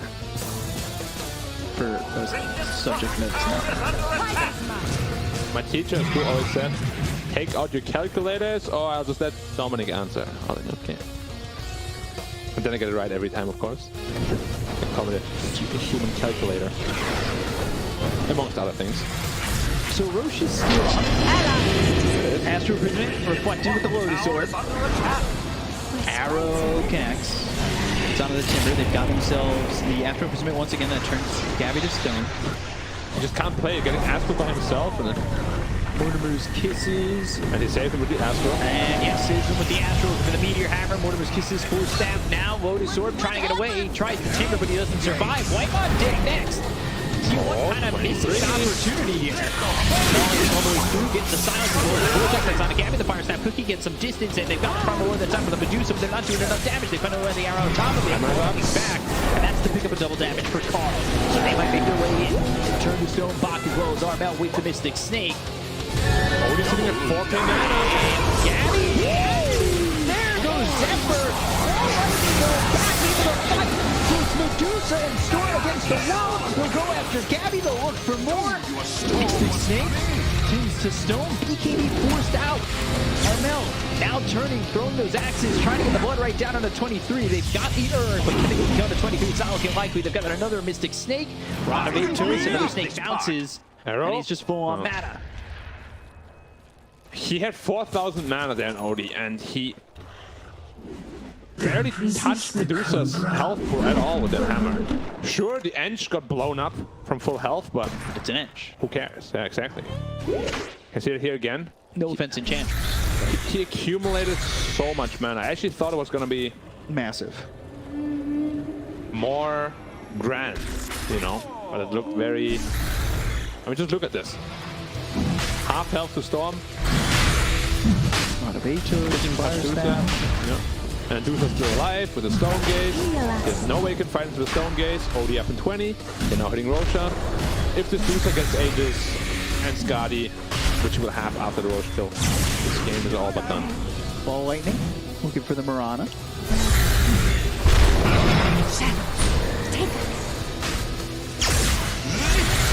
Vortex coming through onto Armel. They're talking about up top. They're just another vision. Ranabeto's thrown over onto Carl. Just picked up by 23. And a Skadi also in 20 gold. Looking for me? I wish you well, TNC. You're gonna need it. They held on. That fight was okay. But we already said holding on. Not gonna win it again. You're gonna break them open. Break them open. Yeah. Stupendous! This Aghanim's build on Odie is good if you're like an offlaner or something, but as the one position, you're just not dealing right-click damage at all now. Like, he's actually afraid of fighting anyone. Yeah, they're not committing. They're not looking to fight too heavily. Like, all he does is Astral, Astral, Astral, Astral. Sure, it's annoying, but it's just like a mid-sanking, you know? It's annoying, but what does it do? Haste! Maybe something down the line. We'll see. Get a Ballista. Medusa gets a Ballista too. Trouble. And we have lots of Ballistas. Radiant's bottom tower is under 2-2 attack. bottom. That'll drop. Wouldn't be surprised if they just take all the outer towers now, or maybe even go high ground. Like, this Medusa is not afraid of anything right now. Dire structures are fortified. And on the high Dire's top tower is under attack. Radiant's They bottom have tower the is Ags under for the attack. Snapfire. Again, focusing on this Snapfire Ags. I just don't... Haven't seen it for a long time. Yeah, I just don't know if it's going to be the move. Yeah, TNC seems to really favor this Aghanim Scepter on this hero. Had it in both games. And just does not seem so impactful. Radiant's middle tower is Tier 2 under mid goes attack. down. There's still a tier 1 top. Radiant's middle tower Through the has creep in. fallen. Dire's At least they denied top tower the is under T1 attack. side 30 gold. Yeah. So instead of 6,730 net worth ahead, it's now 6,700. Yeah. Timeless Relic coming out for T1, On the as well Storm, as a Leveler. on the Medusa. Two perfect items already, pretty much. Yeah, has a Leveler and working with a Titan Silver right now. He's gonna replace that momentarily. Radiant's top But tower yeah, is level under up, attack. perfect item for Dusa. Hammer's Relic, perfect item for both Lion and Storm. If they got a Timeless Relic on top, Spell Prism. Or Telescope, even better. Flicker is the only meh item. But even that's good. Even that's good now after the change. Always going random forward. Yeah. In a forward direction. Minotaur Horn. Out of my way! And what else? Trickster Cloak, Penta-Edge Sword. That is terrible. Penta-Edge Sword is unusable almost. There's only block you can use it. He's not even right-clicking. Go for the bottom tier one themselves. So Walker's going for a Silver Edge. Who does he want to break? Timber? Timber's not the problem at all. Medusa almost level 25 too. Yeah, that means Split Shot Skadi. And Split Shot Satanic. And Split Shot. 75 and 10. Dire's bottom tower is under attack. Radiant's top tower Surprises us all. Do it. That's all we can. There's a chance. Timeless Relic now for TNC. That's good for Odie, as well as Beastmaster. A lot of Azos. Blood right down. 23. Astral with the Lotus, so he Astrals himself once more. Fire Snap Cookie. The lockdown is there, but As I said, it's annoying. watching that health, it's not going down. Radiant's top tower has fallen. It is annoying. Going lightning, vortex through to the down, and the cut here. Michael has the finger, but Don't buy the that. And now the rupture gets reflected once again. Really hate this Lotus or Bach. The BKB popped, running back and back and back. Healer's base can't really move forward in this situation. And the tier 3, they'll look at the center racks. Just tickling him though. And again, I don't see his health going low. Bunch of mosquitoes, really. As I keep throwing these axes and arrows and astros, he's like, what is this stuff gonna off me? Like this sand on the beach? Didn't quite get it. Radiant's middle tower is under Okay, using attack. that flicker. Flickering. Actually, it's the leveler in the backpack. Maybe he should let himself get after by Odie once when he's up so he gets back to full mana. Wait, it's expired already. It's been 5 minutes? 41 minutes into the game, they'll go for the tier 3. They'll look for the dive bomb on the Hawk. Take. Dome. Radiant's middle tower has fallen. Radiant's middle barracks are under Tier 3, attack. they've got the Lincolns on the Storm, Radabatos. Flicker once again, arrow missing thanks to the flicker. Axes are stacking, but axes don't feel like they're doing enough. Yeah, Flicker also takes off all the X stacks. X stacks. Axe stacks. X Are stacks. They don't exist. They don't. Even when they're maxed. Haste! Can't relax. So, Lucia with about 18k efficient health probably. Mystic Snake, that won't bat anybody else other than the Mirana. Allies disappear. Allies disappear, yeah, probably from this game, that's what he means. Flicker out of the high ground, Astral Prism doesn't reflect on him, but he still turns the stone, the arrow, and now another Astral. Blood right, time. Another Flicker. Alright. Keep flickering. Is Flicker too long, too low of a cooldown? 4 seconds. I've never really heard anyone say it's broken. It can be, I guess, in the right game. I don't think Where, it's broken, but it's still good. well, it's a tier 4 item, it better be good. Yeah, 4 seconds. Gotcha. What would you want to have? 5?